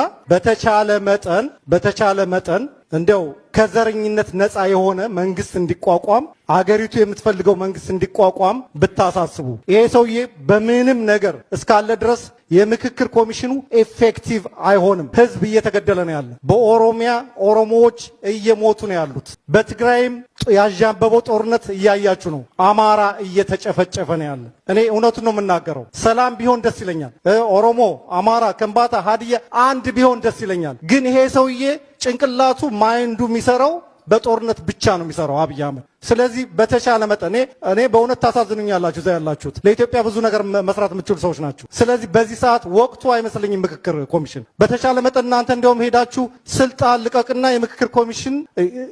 ስልጣን ለቀህ የሽግግር መንግስት አቋቁም ብትሉት የተሻለ ይመስለኛል። ክቡራ ተኸታተልቲ እዚ ኩነታት ከም ዝክንከታተሎን ክንዕዘቦን ዝፀናሕናዩ ዕሸል መራሒ ኢትዮጵያ ኣብይ ኣሕመድ ሓደሽቲ ሕግታት ብምእታው ስልጣኑ ክቕፅልን ነቲ ዘጋጥሞ ዘሎ ተቃውሞታት ንምርማስ ዘካየደ ፈተነታት ክዕወተሉ ኣይከኣለን። ብኣንጻሩ ስርዓት ብልፅግና ክፈርስን ኣብቲ ሃገር መሰጋገር መንግስቲ ክምስረት እዩ ፃውዒታት ቀሪቡ ዝርከብ እሾኽን ሓፃርያ ጉድጓድ ንፋሕርያ ስርዓት ብልፅግናን ዕሸል መራሒ ኢትዮጵያ ኣብይ ኣሕመድን ሰፊፎማ ይርከቡ።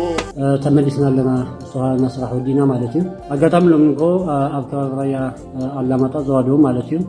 መረባ ዝተባሃለ ከባቢ ናይ ድሮን ደብዳብ ተኻይዱ ናይ ህዝቢ መሰረተ ልምዓት ቤት ትምህርቲ ተወቂዑ ፀላእቲ ግን ንቱ ናይ ውልቀ ረብሖም ወይ ድማ ተላእኽቲ ብልፅግና ዝኾኑ ሓይልታት ከምዚ ኢላ ኣብ 26 ተጨፍጭፋ ገሌታት ዝብል ናይ ሓሶት ሓበሬታ እዮም ናወዝዑ ውዒሎም ግን ቱ ሓቂ ምስ ኣይኮነን። ብመሰረቱ ሰራዊት ትግራይ ኣብ 26 ይኹኑ ካልኦት ኣሃዱታት ኣብ ዝሐሸ ህልውና ህዝቢ ትግራይን ግዝኣታዊ ሓድነት ትግራይን ኣብ ዘረጋግፅ ወታደራዊ ቁመና እየን ዝርከባ። ድሮን ፈሪሕና ወይ ዝኾነ ጨፍጫፍ ፈሪሕና እንገድፎ ግዝኣታዊ ሓድነት እንገድፎ ግዝኣት መሬት ትግራይ ወይ ድማ ካሊእ የብልናን። ንድሮን ፈሪሕና ካልኦት ዘመናዊ ቴክኖሎጂ ስለዝተዓጠቐ ብልፅግና ነዚ ፈሪሕና ንገድፎ ግዝኣታዊ ሓድነት የብልናን። ብቕልፅምና ኩሎም ግዝኣታትና ናብ ባዕልዋን ህዝቢ ትግራይ ክምለሱ እዮም። ሕዚ እውን ትድኤፍ ኣብ ዝሐሸ ቁመና ኣሎ ትግራይ ኣጆኹም። ስለዚ ህዝቢ ትግራይ ይኹን ህዝቢ ኤርትራ፣ ህዝቢ ሱዳን፣ ህዝቢ ምሓራ ብሓፈሻ ኩሉ ኣፍሪቃዊ ደላይ ሰላም ኣብ ጎንኹም ከም ዘሎ እዚ ጉዳይ እዚ ናይ ኢማራት ዓረብ ዳእምበር ናይ ስርዓት ብልፅግና ኣካይዳ ኣይኮነን። ስርዓት ብልፅግና ተላኢኹ ዝገብሮ ዘሎ ጨፍጫፍ ኣብ ልዕሊ ህዝቢ ትግራይ፣ ህዝቢ ኤርትራ ከምኡውን ህዝቢ ሱዳን ንሕና ኢዱን ጓንትን ኮይና ክንሰርሕ ኢና። ለቲ ተገዲስካ ነዚ ሓበሬታ ዝሃብካናኻ ብጣዕሚ ብልቢ ነመስግን። ኣጆኹም ጾምዶ ይዕወት። ስለዚ ኣምላኽ ምሳኹም ይኹን። ኣብ ደቡብ ትግራይ ብዝተፈፀመ መጥቃዕቲ ድሮን ኣብ ልዕሊ ሓይልታት ትግራይ ጉድኣት ከም ዘውረደ ተገሊጹ። ከም መቐፀልታ ናይቲ ኣብ ሸረሪና ዝተበገሰ መጥቃዕታት ኣብ ደቡብ ትግራይ እውን መጥቃዕቲ ከም ዝተፈፀመ ተገሊጹ። እቲ ብወግዓዊ ሚድያታት ኢትዮጵያ ዘይተረጋገፀ ሓበሬታ ከም ዝሕብሮ ኣብ ራያ ኣላማጣ መጥቃዕቲ ድሮን ምፍፃሙ ክሕበር እንከሎ በቲ መጥቃዕቲ ድሮን ብዛዕባ ዝወረደ ዕንወት ብወገን መንግስቲ ኢትዮጵያ ይኹን መንግስቲ ክልል ትግራይ ዝተዋሃበ ነገር የለን። እቲ መጥቃዕቲ ኣብ ልዕሊ ተኸባቢ ዓስኪራ ከም ዝነበረት ትግለጽ ኣርሚ 26 ከም ዝተፈፀመ ዝተገለጸ ኮይኑ ናይ ፌደራል ሓይልታት መጥቃዕታት ከም ዝፈጸምዎ እውን ተገሊጹ። ናይ ብልፅግና ሓይልታት ብወገኖም እቲ ኣብ ኣላማጣ ዝዓስከረ ሓይሊ ኣንጻር ሰራዊት ኢትዮጵያ ኣብ ምብጋስ እንከሎ መጥቃዕቲ ከም ዝተወሰደሉ ክገልጹ እንከለዉ ነቲ ዝተወሰደ ስጉምቲ ካብ መልሲ መጥቃዕቲ ከም ዝረኣይዎ ኣፍሊጦም ኣለዉ። ካብ ከተማ ሰመራ ናብ ሸኸት ኣቢላን ዘምራሓ ድሩዓት መካይን ከም ዘለዋ ዝገልጹ ምንጭታት ብወገኖም ምቅራብ ኩናት ኣብ ብዙሕ ከባቢታት ከም ዘሎ ክሕበሩ እንከለዉ እቲ ምቅራብ ኩናት ናብ ሰፍሐ ኩናት ዘአንፈት ምዃኑ ብተወሳኺ ይግለጽ ኣሎ። ካብ መቐለ ዝተረኸቡ ሓበሬታታት ከም ዝገልጽዎ ኣብ ኣላማጣ ዝተፈጸመ መጥቃዕቲ ድሮን ኣብ ልዕሊ ቤት ትምህርቲ ዝተፈጸመ ብምዃኑ ኣብ ልዕሊ ሰብን ንብረትን ጉድኣት ኣውሪዱ ከም ዘሎ እውን ይገልጹ። በቲ ኣብ ልዕሊ ቤት ትምህርቲ ዓስኪሮም ዝነበሩ ናይ ትግራይ ሓይልታት ዝተኻየደ መጥቃዕቲ ድሮን ክሳብ 3 ሓይልታት ትግራይ ከም ዝሞቱን ልዕሊ 9 ድማ ከም ዝቆሰሉ ቢቢሲ ምንጭታት ሓቢሮም ንክብል ገሊጹ። ቢቢሲ ካብ ወተሃደራዊ ኣዘዝትን ቤት ጽሕፈት ዞባ ዝረኸቡ ሓበሬታ ብሰኑ ንጎ ሰዓት 2 ፈረቓን ባቋፅራ ተኸባበ ኣብ ጣብያ መረዋ ኣብ 2 ከባቢታት ኣብ ልዕሊ ኣርሚ 26 መጥቃዕቲ ድሮን ከም ዝተፈጸመ ይገልጽ። ዛጊድ ካብ ማእከላይ መንግስቲ ይኹን ካብ ክልላዊ መንግስቲ ትግራይ ብዛዕባ እዚ መጥቃዕቲ ዝተዋሃበ መግለፂ ዋላ እኳ እንተዘየለ ቢቢሲ ግን ካብቶም ሲቪልያን ወተሃደራውን ዝረኸቦም ረዳእታ በቲ መጥቃዕቲ 3 ኣባላት ሓይልታት ትግራይ ሽዑ ክሞቱ እንከለዉ 7 ኣባላት ድማ ሕክምናዊ ረድኤት ናብ ዝረኽብሉ ሆስፒታል ከም ዝተለኣኹ ይገልጽ። እቶም ምንጭታት እቶም መጉዳእቲ ዝወረዶም ኣባላት ሕክምናዊ ረድኤት ዝረኽብሉ ዘሎ ማእከል ሕክምና ካብ ምዝራብ ከም ዝተቆጠቡ ቢቢሲ ዝገለጸ ኮይኑ በቲ ዝተረኸበ ሓበሬታ መሰረት ዝተፈጸመ መጥቃዕቲ ድሮን 2 ግዜ ኣብ ሓደ ሓይልታት ትግራይ ዝዓስከረሉ መረዋ ካልኣይ ብርኪ ቤት ትምህርትን እቲ ሳልሳይ ድማ ኣብ ሓደ ሓውዚ ሩባ ከም ዝኾነ ምፍላጥ ተኻኢሉሎ። ሓደ ስሙ ዝተዓቀበ ኣባል ሓይልታት ትግራይ እወቲ መጥቃዕቲ ኣብ ካልኣይ ብርኪ ቤት ትምህርቲ ተፈጺሙ ክረምቲ ስለ ዝኾነ ትምህርቲ እውን ስለዘየለ ኣርሚ 26 ኣብኡ የማጽሊሎም ነይሮም ብምባል እቶም ግዳያት ኣባላት ሰራዊት ከም ዝኾኑ ኣረጋጊጹ። በቲ መጥቃዕቲ ክንደይ ከም ዝሞቱ ንጹር ከም ዘይኮነ ዝገለጸ እቲ ምንጪ ካብ ባህር ዳር ሓንቲ ድሮን ንጎ ተላዒላ ከም ዝኸደት ፈሊጥና ከይዘረት በቐጥታ ደብዲባ 4 ግዜ ደብዲባ ኢሉ እቲ ወታደራዊ ምንጪ ሓንቲ ኣካንቺ ዝዓይነታ ድሮን ትርከ 12 ቦምባ ጽዒና ከም ዝኸደተን 4 ቦምባ ከም ዝደብደበትን ሓቢሩ ካብኡ ድማ ውጽኢታዊ ብዝብል ገምጋም ካልአይቲ ድሮን ኣብ ባህር ዳር ተላዒላ ደብዳብ ከም ዘካየደተን ሳልሰይቲ ድማ ዊንግሎንግ ዝዓይነታ ድሮን ቻይና ካብ ደብረ ዘይት ቢሸፍቱ ተላዒላ መጥቃዕቲ ከም ዝፈጸመት ቢቢሲ ጸብጺቡ ኣመሓዳሪ ወረዳ ራያ ኣላማጣ ኣብ ዝሃቦ መግለጺ ግን እዘን ድሮናት ኣብ ልዕሊ ሰላማውያን ሰባት ጉድኣት ከም ዘውረዳ ዝገለጸ ኮይኑ እታ ድሮን ኣብ ልዕሊ ሰላማውያን ሰባት ጉድኣት ኣውሪዳ ሓደ ኣብ ቤት ትምህርቲ ካልኣይ ድማ ነበርቲ ኣብ ማይ ዝቐድሑልያ መጥቃዕቲ ፈጺማ ብርክት ዝበሉ ቆሲሎም ሓደ ድማ ሽዑ ሞይቱ ክብል ኣብ ልዕሊ ሓይልታት ትግራይ ዝተፈጸመ መጥቃዕቲ ከም ዘይተፈጸመ ገሊጹ እታ ድሮን 3 ግዜ ተመላሊሳ መጥቃዕቲ ከም ዝፈጸመት 2 ግዜ ኣብ ካርኣይ ብርኪ ቤት ትምህርቲ መረዋ ሓደ ግዜ ድማ ኣብ ወሓዝሩዋ መጥቃዕቲ ፈጺማ ክብል እታ ኣመሓዳሪ ገሊጹ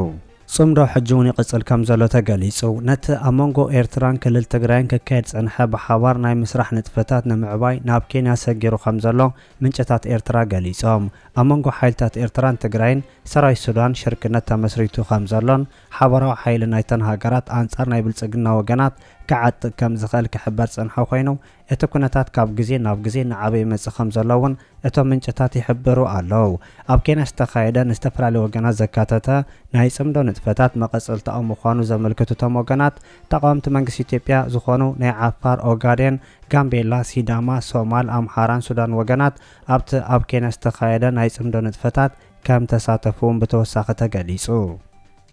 ብጣዕሚ ጽቡቕ ተሰሚዕኒ እዚ ኸ ጸናሐ እምበር ሓድሽ ኣይኮነን ዝያዳ ወዲ በሻሻን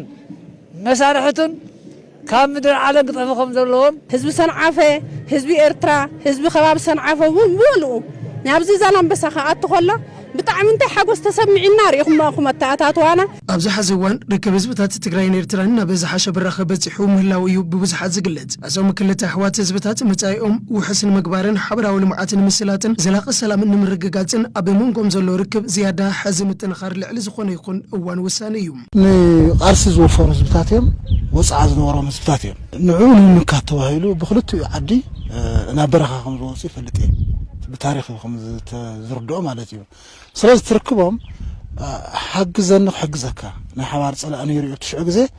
نوعو خمي قرنا مكة زبل عمي متأثر نيرومي زم متأثر ذيك عني قدم يلي زنبرا خوينو حزبون صمدو بزبل حدا أنفت ناتو مقصلتها مالتيو أبز هزلنا يو جزية أبصبق درجة يركب تهزبي مش هزب زول ركب الريو بتاعه بتتناخر اللي بركيز ولا مالتي كم هذه الترا كم هذه تجراي هذا عينت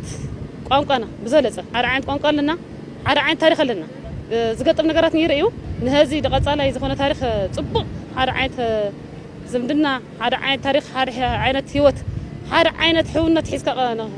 نقات على مخكن بزي أخلا بيد المال سلازي تفاقيرنا سوري سمدو فتيرنا أحوات حنتا أكل حنتا أمسات لزخنا ذحباركم قاعدنا سلام يسعر تلازيبن كم هذي لزب غيرنا يونينا كم هذي امرو غيرنا يون هنا تطاميرن عدن كلمه عايزر لنا هاجرن كلمه ኤርትራውን ምሳና ትግራይውን ሰዓቱ كم هذي حزناينا ጥምሮ ጽቡቕ ትሕዝቶ حزنا ያልና ننابل معثنا خنملس مبر ناوكينات كنملس عندلن حزي أبل لكلت هزبتات زنصلالو حدقا مهلاون بفلاي جنوسايد رغزاز أبي أحمد نزوم هزبتات المتفاء مترسب فيه ورار المكيادن مدلاو يقبر مهلاو نزن ممكادما حبرا وركبن تمرتن أزي وسان مخان دما يقلد زهم زي زولا سناي يركبن تقوارن أبزا حسر أوان صلاتنا بزي قمتوو نابزل على بركي يحنبب سلازلو أبزلو وخينم ناي كل زي حمام ناي كل جزء تشنكي ناي كل جزء فرحي بحلمه مون انتي ترفه صمدو ويكعارك هزوتات ناولي حدروهم زلو أبب زلها يخينكا نتصلعتها انترعدن تجنون حاونن فنانن كسمعك يقبع دحر هزي أنصار ناي حوار هلونان وررتن النقورو وتادراو مدلاومبر دحر هزي أنصارنا نحدحدنا النقورو متخوتاخون متفنانن ኣይህሉን ጽምዶ ንሰላምን ልምዓትን እምበር ጽምዶ ንኩናትን ህውከትን ንኻልኦት ንምጽባዕን ንምኻልኦት ንምውዳቅን ኣይኮነን እቲ ዕላማ ከምዚ እንተኾይኑ ሓፂር እዩ ማለት ይነውሕ ኣይከይድን እዩ ኣሰላልፋ ናይ ሓይልታት ምስ መድረኻት ምስ ግዜ ምስ ኩሉ ዓለማዊ ኩነታት በብእዋኑ ዝቀያየር እኮ እንተኾነ መትከላትን ዝምድና ህዝብታትን ዘይንቅነቅ ዘይቅየር ዘለዓለማዊ እዩ እዚ ድማ ምልክት ናቱ እዩ መጻኢና ድማ ናይ ሓባር ስለ ዝኾነ ጽምዶ ድማ ብንእሽተ ጀሚሩ በብእዋኑ ከመይ ይሕንበብን ይውንጨፍን ከም ዘሎ ንርእዮ ስለ ዘለና ንሕና ሎሚ እውን ከም ቀደምና ከም መትከልና ነቕ ከይበልና ኣብ ጎኒ ህዝብታት ምእንቲ መሰሎም ካብ ጭቆና ናፃ ክወፁ ሓራ ክወፁ ሎሚ እውን ምእንቲ ሰላምን ምእንቲ መትከልን ዝውፈን ህዝብን መንግስትን ከም ዘለናን ኣብ ጎንኹም ከም ዘለናን ደጋጊም ያኸረጋግጸልኩም ይደሊ ህዝቢ ትግራይ ምስ ጉራብቲ ህዝብታት ዝገብሮ ርክብ ብተወሳኺ ምስ ካልኦት ህዝብታት ዘለዎ ርክባት ዝያዳ ብምጥንኻርን ብምሕያልን ኣቢሉ ህልውንኡን ድሕንነቱን ብዘላቕነት ክረጋገጽ ይግባእ ድማ ተባሂሉ ሕጂ ሰዓት ሰላም እዩ ሰዓት ጽምዶ እዩ ሰዓት ናይ ፍቅሪ እዩ ስለዚ ብሓባር ክንጓዓዝ ኢና ቅድም እዩ ዝጸንሐ ብደም ተኣሳሰረ ርክብ እዩ ዘሎ ማለት እዩ ናይ ምትሕግጋዝ ናይ ሓደ ምዃን ሕዚ ንሕና እንደልዮ ንሕናን ንሶምን ንሕናን ሱዳንን ንሕናን ሶማልያን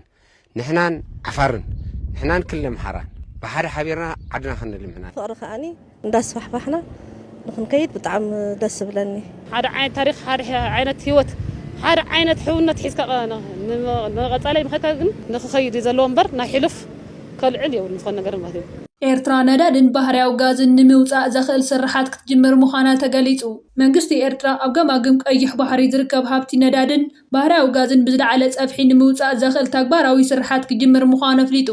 እዚ ድሕሪ ነዊሕ ዓመታት ዝተገበረ መጽናዕታትን ምስ ኣህጉራውያን ኩባንያታት ዝተገበረ ልዝብን ዝመፀ ውሳነ ምዃኑ ተሓቢሩ ከም ዝፍለጥ ኤርትራ ኣብ ቀይሕ ባሕሪ ሰፊሕ ናይ ነዳዲ ሃብቲ ከም ዘለዋ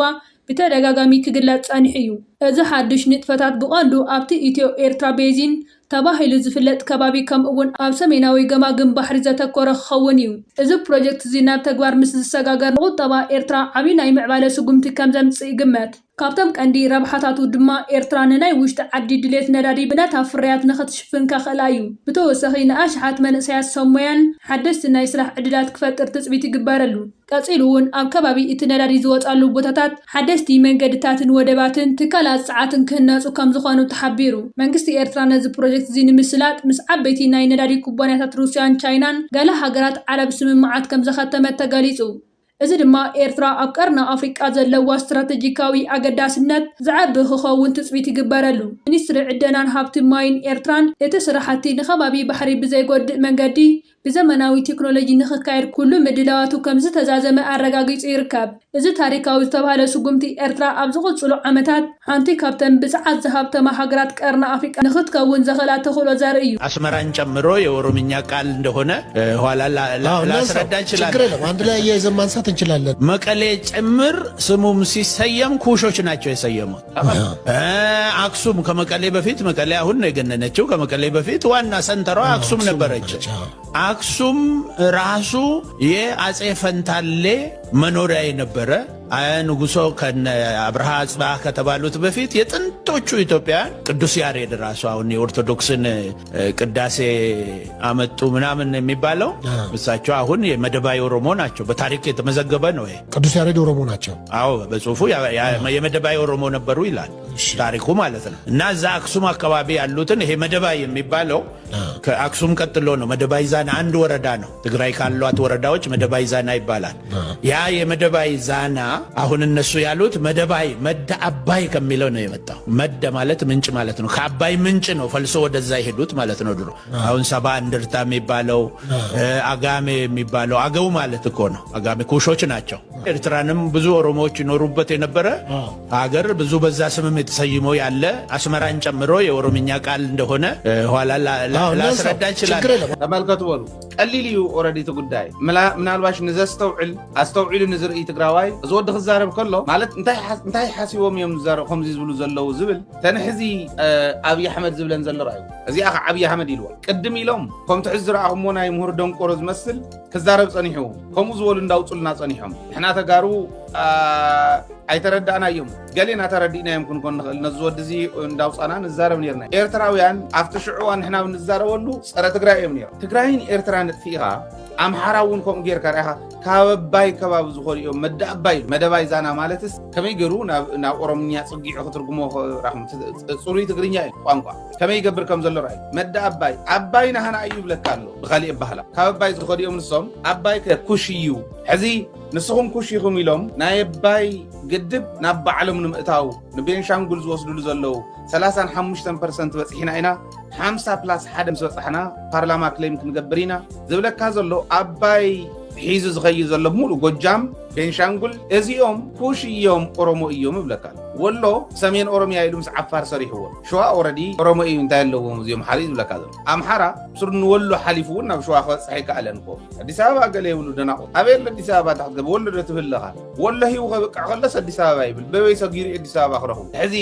ኣብ ምክክር ኮሚሽን ንከራኸር ኣለና ዝብለካ ዘሎ ወሎ ይብሉ እዮም ኣዲስ ኣበባ ይብሉ እዮም ወሎ ግን ሂቦሞ እዮም ኦረዲ ኣፕሮቭ ገይሮሞ እዮም ፀዲቑ እዩ ልክዕ ከምቲ ኤርትራ ትበሃል ሃገር የላን ሰሜናዊ ቦርደርና ቀይሕ ባሕሪ ኢሎም ዘፅደቕዎ ወሎ ዝበሃል ክልል ሰሜን ኦሮሚያ ዝበሃል ክልል ወሎ ምስ ዓፋር ተሓዊሱ ሓደ ክኸውን ኣፅዲቖም ባሕሪ ንረኽበሉ መንገዲ ኢሎም የምዕሾሞም ወሎ ዝበሃል ክልል እንተፀዲቑ ከምኡ ገይሮም ወሲዶም ኣለዉ ሕዚ ናይ ኣብይ ኣሕመድ እውን ረኣዩ ቃል ብቃል ሰብኣይ ትሰምዕዎ ዝነበርኩም ዝተዛረቦ የኦሮሞ ህዝብ የመሬት ጥያቄዎች ሙሉ ለሙሉ መልስ አላገኙም ይብለካ ኣብይ ኣሕመድ ሕዚ ምስ ኦቢኤን ዝገበሮ ቃለ መሕተት እዩ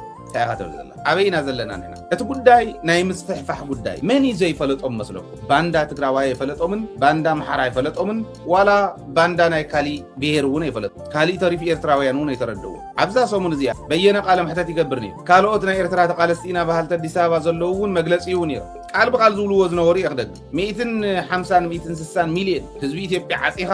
ባሕረይ ህብን ማለት እዚዩ ናይ ተዓፋን ስርዓት ኢሎም ንሻዕብያ ይገልጽዎ ማለት መሬተይ ዘስፋሕፍሕ ዘለኹ እንዳበሎም ምስኦም እንዳሃለወ ርሑቕ ከይከደ ኣብዛ ሰሙን እዚ ኣብይ ኣሕመድ ዝገበረ ቃለ መሕተት የዛረብ ዘሎ ናይዚ ሰሙን ናይ ኣብይ ኣሕመድ ቃለ መሕተት ብግልፂ መሬት ናይ ኦሮሞ ተመሊሶ ይተወደአን ይብል ቅድም ኢሎም ሴት ዝገበርዎ ፋውንዴሽን ናይ ዝሕዚ ዝገብሮ ዘሎ ዘረባኸ እንተሎ ኣስመራ ናይ ኦሮምኛ ቃል እዩ እንተሎ መቐለ ናይ ኦሮምኛ ቃል እዩ ኣኽሱም ዓዲግራት እዚዩ ብምልኡ ቅድሚ ተጋሩ መምፅኦም ቅድሚ ሕዚ ሰብኣይ ምንም ቅድሚ በዓል ኣብራሃባ ፅዋህስ እንመን ከም ዝነበሩ ነገስታት እውን ይፈልጥን ቅድሚኦም ዝነበርስ ኦሮሞ እዮም ኣፄ ፈንታሌ ዝበሃል ዝነበረሉ ኣኽሱም ይብለካ ኣፄ ፈንታሌ ዝበሃል ዝነበረሉ እዩ ስለዚ ኦሮሞ እዩ ነይርዎ ታዲያ ሰሜቲክ ምስ መፁ እቶም ጥንታውያን ደቅቲ መሬት መጤ ገይሮም በማይት ዝቁፀራ በፃብዕቲ ዝቁፀራ ማይት ዓመታት ዝገበረ ኤክስፓንሽኒስት ትማሉ መፅዩ ነቲ ጥንታዊ ህዝቢ መጤ ገይሩ ክሰርሖ ከሎ ረኣይዎ ታሪክ ይቕየረሉ ሰራዊት ትግራይ ሕነ ናይ ምፍዳይ ሰጎምታ ኣጠናኺሩ ከም ዝቐፀለሉ ተሓቢሮም ውልቀ መላኽ ኣብይ ኣሕመድ ኣብ ልዕሊ ሰራዊት ትግራይ ነባራ ህዝቢ ራያን መንግስታዊ ትካላትን ተደጋጋሚ ናይ ድሮን ደብዳቤ ብምፍፃም ጭራ ሓራስ ነብረ ከም ዝነኽአ እዩ ዝግለጽ ዘሎ ብልጽግና ኣብ ልዕሊ ኣብ ስሩዕ ተልእኾ ዝነበረ ሰራዊት ትግራይ ዝፈጸም 4 ዞር መጥቃዕቲ ድሮን ሰራዊት ትግራይ ብ3 ግንባራት ብዝወስዶ ዘሎ መብረቃዊ ሕነ ናይ ምፍዳይ ሰጎምቲ ወራር ሓይሊ ይረግፍ ከም ዘሎ ተገሊጹ ኣሎ ካብ ዓፋር ግንባር ዝተረኸበ ሓበሬታ ከም ዝገለጾ ሰራዊት ትግራይ ኣብ ልዕሊ እቲ ሓይሊ ሓራ መሬት እናተባህለ ዝፅዋዕ ናይ ጥፋት ፕሮጀክት ናብ ልዕሊ ሰራዊት ብልጽግናን ብዝወስዶ ዘሎ መጥቃዕቲ ዛጊድ 2 ወረዳታት ከም ዝተቆጻጸረ ተሓቢሩ ኣሎ ኣብይ ኣሕመድ ጋዕገል ጠሙን ኣፅዋርን ሽሾ ሰራዊትን እንተሰለፈ እኳ ካብ ከቢድ ስዕራት ግን ክከላኸለሉ ከም ዘይከኣለ ተገሊጹ ካብቲ ግንባር ዝተረኸበ ተወሳኺ ሓበሬታ ከም ዝገለጾ ጋዓት ስያለ ኮይላ ተተንፍስ ከም ዝበሃል ኣብይ ኣሕመድ ይፍክር እኳ እንተሃለወ ዝዋጋእ ሰራዊት ከም ዘይብሉን ሰራዊቱ ድምፂ ጥይት እንትሰምዕ ሂወቱ ንምትራፍ ጥራሕ ተበቲኑ ከም ዝሃድምን ተፈሊጦም እዚ ዝኾነሉ ምኽንያት ድማ እቲ ሰራዊት ዝዋግአሉ ዘሎ ዓላማ ስለ ዘይኣመነሉን መስዋዕቲ ምኽፋል ከምቲ እየ ኢሉ ስለ ዝኣመነን ከም ዝኾነ እዩ ዝግለጽ ዘሎ እዚ ከምዚ ኢሉ እናሃለወ ብዓፋር ዝተጀመረ ውግእ ሕጂ እውን ይቕፅል ከም ዘሎን ዛጊድ እውን ልዕሊ 3000 ሰራዊት ብልጽግና ካብ ጥቕሚ ወፃኢ ከም ዝኾነን ዝገለጹ ፍልፍላትና እቲ ብወገን ክልል ኣምሓራ ሸነኽ ቆቦ ዝተጀመረ ምስ ሓይልታት ፋኖ ዝተናበበ መጥቃዕቲ እውን ይቕፅል ከም ዘሎ ተሓቢሮም ካብቲ ግንባር ዝተረኸበ ሰበር ዜና ከም ዝገለጸ ሰራዊት ትግራይ ቆቦ ንጸጋማይ ጎን ሓዲጉ ናብ ጎቦታት ዘወል ቦርበራን ጎብየን መስመር እናጥቃዕ ከም ዝኾነ ተገሊጾም እዚ መስመር ሰራዊት ትግራይ ብ2013 ዓ.ም ዝተጠቐመሉ ወተሃደራዊ ስልቲ ተጠቒሙ ወራር ሓይሊ ቆራርጾ ከም ዘሎ እዩ ዝንገር ዘሎ ጎቦታት ዘበል ኣብቲ ጄኖሳይዳዊ ኩናት ትግራይ ብዙሕ ታሪክ ዝተሰርሐሎን ሰራዊት ትግራይ ታሪኻዊ ዓወታት ዘመዝገበሎን እንትኸውን ሕጂ እውን ታሪክ ባዕላ ትደግም ከም ዘላ ካብቲ ግንባር ዝተረኸበ ሓበሬታ ይረድእ يخون امبار حجز جبار زولا جسجاس سراويت تجراي مسحيلة تطفانو أقون تصنت جنبارن كمان تنتنا بيبي كاير سلا زولا سراويت تجراي بفتنة جسجاس كام زولا تحبيرم كاوت هدراو في الفلات ناس ترخا بحبريتا كم زجالس حيلة تصمد زلوا متحججازنا وتهدراو قال كيدان زتشجاجران تخون أبز حج أوان نتك ألزمر حزلو فانو كم زخانن قصاله تارኛ ድማ ኦነግ ከም ዝኾነ ተፈሊጦም ነተቅ አልኪዳን መጀመሪያ ዝመርሕት ሕወሓት ከም ዝኾነ ዝገለጹ ፍልፍላት እተበርሕነት በትርን ክኸውን ከም ዝተወሰነ እዩ ተገሊጹ ዘሎ ኣብ ግንባር ራያ መጥቃዕትን ምፍጻም ትእዛዝ ንምቕባላ ብምሽግ ኮይኑ ኣብ ጽዑቕ ተዳሎ ዝነበረ ሰራዊት ብልጽግና ብትታኑ ተሰሚዖም ነተስተበታተነ ሰራዊት ዳግማይ ንምእካብ ናይ ሰሜን ምብራቕ ዝኣዛዝ ሰፋ ቸኮል ኣብ ከተማ ራያ ቆባዕት የሎም ኣብ ግንባር ራያ ብዝተፈላለዩ ምሽጋት ተመዲቡ ዝነበረ ናይ ብልጽግና ሰራዊት ምክልኻል ትማሊ ነሓሰ 4 2018 ዓ.ም ተበቲኑ ሓዲሩ ዘሎ ኣብ መንጎታ ኣብቲ ድፋዕ ዝነበረ ሰራዊት ብዝተላዕለ ግጭት ኣብ ጽባሕ ወጋሕታ ሰለስተ ወተሃደራት ከም ዝተቀተሉ ወተሃደራዊ ምንጭታት ሓቢሮም ኣሎም ወገ ክጅመር ከሎ ተበቲኖም ናብ ፋንዲ ሕወስዮም ብዝብል ስጋት ናይ ኣምሓራ ተወለድቲ ዝኾኑ ኣባላት ሰራዊት ኣብ ቅድሚ ተሰሊፍካ ናይ ጥይት መከላኸሊ ንምግባር ብመስመር ዋጋት ትእዛዝ ድሕሪ ምሕላፍ እቲ ግጭት ተላዒሎም ብፍላይ ኣብ ከባቢ ማዓስከር ሆርማት ኣብ ዝተላዕለ ናይ ሕድሕድ ግጭት ናይ ሰለስተ ወተሃደራት ህይወት ብንቡእ ክሓልፍ እንከሎ ኣዝዮም ብዙሓት ወተሃደራት ድማ ቆሲሎም ኣብ መንጎ ሞትን ሕውየትን ከም ዝርከቡ ተገሊጾም ነቲ ግጭት ስዒቡ ብዙሓት ወተሃደራት ካብ ሰራዊቶም በምህዳም ምስ ሙሉዕጥቆም ናብ ፋኖ ተሓዊሶም ተባሂሎም ብምኽንያት እዚ ናይ ሰሜን ምብራቕ ዛዛዚ ሰፋ ቸኮልን ካልኦት ላዕለዎት ወተሃደራዊ ኣዘዝቲ እቲ ትማሊ ነሓሰ 4 2018 ዓ.ም ዘጋጠመ ፀገም ንምእላይ ናብ ቆቦ ዝኣተው እንትኾኑ ነቲ ዝተበተነ ሰራዊት ዳግማይ ንምእካብ ዘካየድዎ ፈተነ ካብ ዓቕሞም ንላዕሊ ከም ዝኾነ ምንጭታትና ጠቒሶም ኣሎም ሃገራዊ ምክክር ኮሚሽን ኢትዮጵያ ዝኾነ ውሳነ ከም ዘይሕለፈ ገሊጹ ሃገራዊ ምክክር ኮሚሽን ኢትዮጵያ ኣብ አዲስ አበባ ዘካየዶ ዘሎ ዘተ ዝኾነ ውሳነ ከም ዘይሕለፈ ገሊጹ ዋና ኮሚሽነር ናይቲ ኮሚሽን ፕሮፌሰር መስፍን አርአያ ከም ዝገለጾ ኣብ ደገ ዝውረ ዘሎ ዝተፈላለዩ መግለጽታት ካብ ሓቂ ዝረሓቐ ምዃኑ ብምግላጽ እቲ ኮሚቴ ዝኾነ ደምዳመ ውሳነ ከም ዘይሕለፈ ሓቢሩ ኣሎ እቲ ዘተን ምክክርን ገና ይቕጽል ከም ዘሎን ካብ ዝተፈላለዩ ሕብረተሰብ ዝመጹ ተወከልቲ ከም ዘለውን ገለ ጉጅለታት ወከልተን ከም ዘይተረኸቡውን ዘነጸረ መግለጺ ናይቲ ዋና ኮሚሽነር ኩሉ ዝሳተፈሉ ንምግባር ይስራሕ ከም ዘለውን ገሊጹ ኣብቲ ኣጋጣሚ 500 ኣባላት ዝሓቆፉ ጉጅለታት ከም ዝቆማን እቶም ጉጅለታት እውን ናብ ንኡስ ጉጅለታት ከም ዝተመቃቀላ ዝሕብር እቲ ኮሚሽነር ኣብቲ ዘተ ማእከላይ ነጥብ ሒዞም ክወፁ ዘለዎ ተስፋ ገሊጹ ኣብ ኢትዮጵያ ኣጋጢሞም ንዘለዉ ገማማዓቲ ጉዳያት መፍትሒ ንምርካብን እቲ ሃገር ፍልልያታት ተፅበሉ ኩነታት ንምፍጣር እቲ መድረክ ከም ዝተፈጠረ እቲ ዋና ኮሚሽነር ዝገለጸ ኮይኑ እንተኾነ ግን በኣንጻሩ ኣብቲ ዘተ ኣብ መንጎ ብልጽግና ኦሮምያን ናይ ኣምሓራ ተወከልተን ከቢድ ምትፍናን ከም ዘሎ ተገሊጹ ብልጽግና ኦሮሞ ዘለዎም ዕብለላ ተጠቂሞም ከተማ አዲስ አበባ ዋና ከተማ ክልል ኦሮሚያ ንምግባር ዝተፈላለዩ ናይ ውሽጢ ስራሕቲ የካየዱ ከም ዘለውን ጽልዋን ጽዕንቶን ይፈጥሩ ከም ዘሎ ዝተገለጸ ኮይኖም ተወከልቲ ኣምሓራ ድማ ነዚ ከም ዘይቅበልዎን ኣብ መንጎ እቲ ዘተ ከቢድ ምትፍናን ከም ዘሎ ይገለጽ ኣሎ ኣብ ዝካየድ ዘሎ ሃገራዊ ዘተ ናይ ኦሮሚያ ተወከልትን ነቲ ኮሚሽነር ዝመርሑ ናይ ኦሮሚያ ሓለፍተን እቲ ዘምጽዎ ሓሳብ ሙሉእ ብሙሉእ ክጸድቕ ዝተፈላለዩ ጽዕንቶ ይገብሩ ዘለዉ ኮይኖም ካብ ዝተፈላለዩ ክልላት መጺኦም ነዚ ዝቃወሙ ድማ ከቢድ ምፍራሕ መጠንቀቕታን ይበጽሖም ከም ዘሎ ይግለጽ ኣሎ ኢሳያስ ዕቁባይ ዝተባሃለ ኤርትራዊ መንእሰይ ብምስራት ትካል ቴክኖሎጂን ብምምሃር ሰብ ዝሰርሖ ብልሕኒ ኤርትራ ማእኸል ምዕባለ ንምግባር ይሰርሕ ከም ዘሎ ተገሊጹ ኣብ ውሽጢ ዓድን ወፃእን ዝነብሩ ኤርትራውያን መንእሰያት ንሃገሮም ብዘመናዊ ቴክኖሎጂ ምዕባለታት ኣቢሎም ናብ ማእኸል ኣህጉራዊ ምዕባለ ንምቕያር ይፅዕሩ ከም ዘለው ተገሊጹ ሓደ ካብቶም ናይዚ ተበግሶ ኣብነት ዝኾኑ ድማ መንእሰይ ኢሳያስ ዕቁባይ እዩ ኢሳያስ ዕቁባይ ነዚ ራእይ እዚ ናብ ግብሪ ንምትርጓም ኣብ ክልተ ዞባታት ኤርትራ ናይ ገዛ ርእሱ ናይ ቴክኖሎጂ ትካላት ብምኽፋት ንመናእሰያት ዕድል ትምህርቲ ፈጢሩ ይርከብ ብተወሳኺ ኣብ ዝተፈላለዩ ዓለማዊ ናይ ቴክኖሎጂ ማእኸላት ብምምሃር ዘመናዊ ፍልጠት ቀሲሙ እዩ ኣብ ሃገራዊ ቴሌቪዥን ኤርትራ ተፈታዊ መደብ ቴክኖሎጂ ብምድላው ንሕብረተሰብ ኣብ ምስትምሃር ንቕሓት ምፍጣርን ዓብ ተራ ይፃወት ከም ዘሎ ይፍለጥ እዚ ተበግሶ እዚ ኤርትራ ኣብ ዓውዲ ሰብ ዝሰርሖ ብልሒ ኣርቲፊሻል ኢንተለጀንስ ከምኡ እውን ኣብ ምህዞ ሶፍትዌር ንዘለዎ ዓቕሚ ዘርኢ እዩ። መንእሰይ ኢሳያስ ቴክኖሎጂ ንመጻኢ ዕብየት ኤርትራ ወሳኒ ምዃኑ ብምእማን ንመናእሰያት ኣብዚ ዓውዲ እዚ ንኽነጥፉ የተባብዕ ከም ዘሎ ተሓቢሩ። ሓይሊ ኣየር ኢትዮጵያ ኣብ ሰፊሕ ከባቢታት ናይቲ ሃገር ኣብ ልዕሊ ጸላእተይ ዝበሎም ደብዳባት ከካይድ ቀጠልያ መብራህቲ ከም ዝተወልዓሉ ትማሊ ኣብ ገጻት ምክልኻል ናይቲ ሃገር ሓበሬታ ስፊሩ ይርከብ ኣሎ። ኣብዚ ሰፊሩ ዝርከብ ዘሎ ሓበሬታ ነፈርቲ ናይቲ ሃገር ዘድላ ጦራት ዓጢቐን ነዳዲ መሊአን ኣብ ተጠንቀቕ ይርከባ ከም ዘለዋ ኣብዚ ዝቕጽል መዓልትታት ከዓ መጠነ ሰፊሕ መጥቃዕትታት ኣብ ልዕሊ ጸላእተይ ዝበሎም ከካይዳ ምዃነን እዩ ኣብዚ ሓበሬታታት ተጠቒሱ ዝርከብ ዘሎ። ድሮ እቲ ደብዳብን መጥቃዕትታትን ኣብ ባይታ ጀሚሩ ይርከብ ኣሎ። ቀስ ብቐስ ከዓ ናብ ማዕበላዊ መጥቃዕትታት ክሰጋገር እዩ ድሕሪ ምባል መንግስቲ ኢትዮጵያ ካብ ዝተፈላለዩ ሃገራት ዘተወን ምዕቡላት ድሮናትን ነፈርቲ ኩናትን ከም ዘለዎ እዘን ነፈርትን ድሮናትን ንፀጥታ ናይቲ ሃገር ንምውሓስ ዝመፃ ስለ ዝኾና ኣብ ጥቕሚ ዝውዕላሉ እዋን ኣኺሉ እዩ ድሕሪ ምባል እዩ ነዚ መጥቃዕትታት ክካየድ ምዃኑ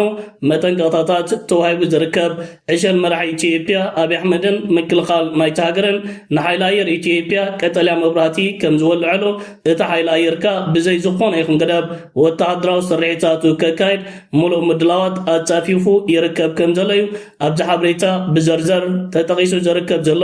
ስርዓት ብልጽግና ኣብ ምዕራብ ትግራይ ደብዳባት ፈጺሙ ትማሉን ኣብ ደቡብ ትግራይ ደብዳባት ከም ዝፈጸመ ዝዝከር ኮይኑ ሕጂ እውን ኣብ ዝተፈላለዩ ክፋላት ኢትዮጵያ ኣብ ልዕሊ ጸላእተይ ዝበሎም ኣህዛብ ናይ ኢትዮጵያ ከምዚ ዓይነት ደብዳባት ከካይድ ምዃኑ እዩ ብዘርዘር ሓበሬታታት ኣውፂ ዝርከብ ስርዓት ብልጽግና ነቲ ኣብ ደቡብ ትግራይን ምዕራብ ትግራይን ኣጋጢሞ ዝርከብ ዘሎ ወተሃደራዊ ወጥሮን ኩነታትን ብነፈርቲ ኩናትን ድሮናትን ምፍታሕ ከም ኣማራጭታት ሒዝዎ ይርከብ። እዚ ዝግበር ከምዚ ዓይነት ደብዳባት ኣብ ባይታ እንታይ ዓይነት ለውጢ ክወለድ እዩ ካብ ፋኖ ግንባር ሓርነት ኦሮሞ ህወሓትን ንስርዓት ብልጽግና ብባይታ ክመጦ ዝኽእል ተጻወታት ክምክቶ ድዩ ንግዜ ዝግደፍ ሕቶ ይኸውን። እቲ ዝካየድ ዘሎ ደብዳባት ኣብ ልዕሊ ሰራዊት ትግራይን ክልል ትግራይን ግን ሓይሉ ክቕጽል ምዃኑ ብልጽግና ብኸምዚ ዓይነት መንገዲ መግለጺታቱ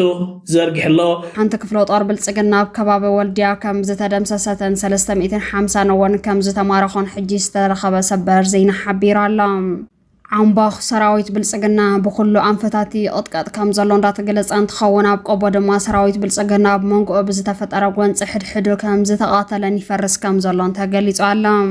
ናይ ምብራቕ እዝ ዋና ሓላፈ ዝኾነ ጀነራል ኣሰፋ ቸኮል እቲ ተፈጢሩ ዘሎ ጎንፂ ንምሕዳእ ናብ ቆቦ ከተማ ከም ዘምርሐ ተፈሊጡ ኣሎ። ኣብ መንጎ ሰራዊት ብልጽግና ብዝተፈጠረ ጎንፂ 3 እንትሞቱ ብዙሓት ድማ ከም ዝቆሰሉ ዝገለጹ ፍልፍላትና መንቀለቲ ጎንፂ ድማ መጥቃዕቲ ሓይልታት ጽምዶ እናተጸግዐ መምጽኡ ስዒቦም ተወለድቲ ኣምሓራ ንፋኖ ኢዶም ከብእዮም ብዝብል ንቕድሚት ክስለፉን መዝሓለ ጥይት ንኽኾኑን ስለዝተገበሩ ከም ዝኾነ እዩ ዝግለጽ ዘሎ። ነዚ ስዒቦ ድማ ተወለድቲ ኣምሓራ ዝኾኑ ኣባላት ምክልኻል ኢትዮጵያ ብዝረኸበዎ ኣጋጣሚ ፈርሶ ከም ዘለዉ እንዳተገለጸ ይርከብ።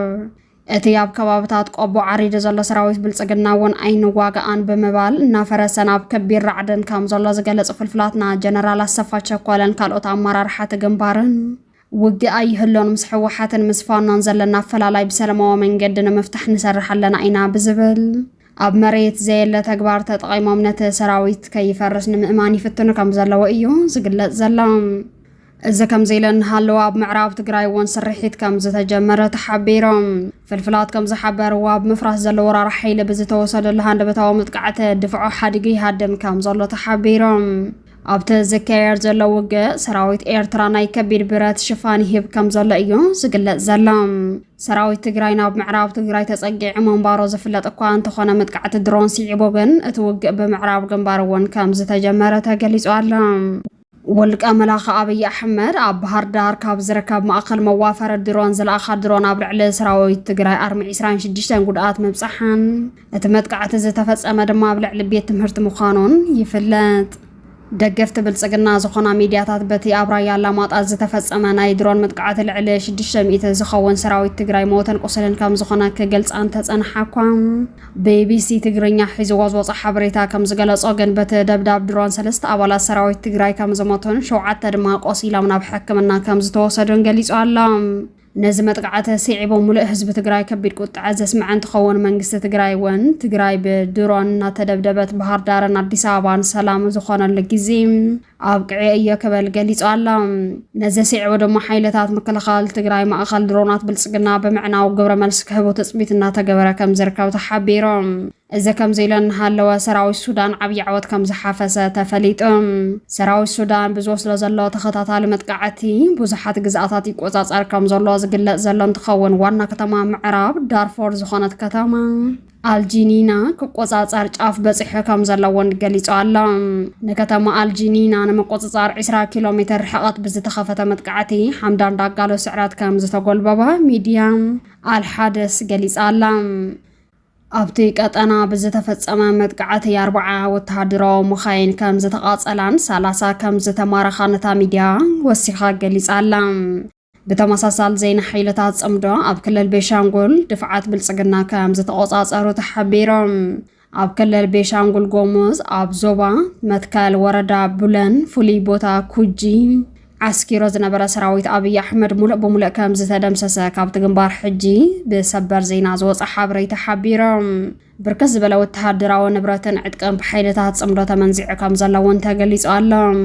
መሆን አይችልም ሶ በሽተኛ ነው ከጅምሩ አሁን ደግሞ የሰማውት ምንድነው ይሄ እንግዲህ ባክግራውንድ ነው የሰማውት ምንድነው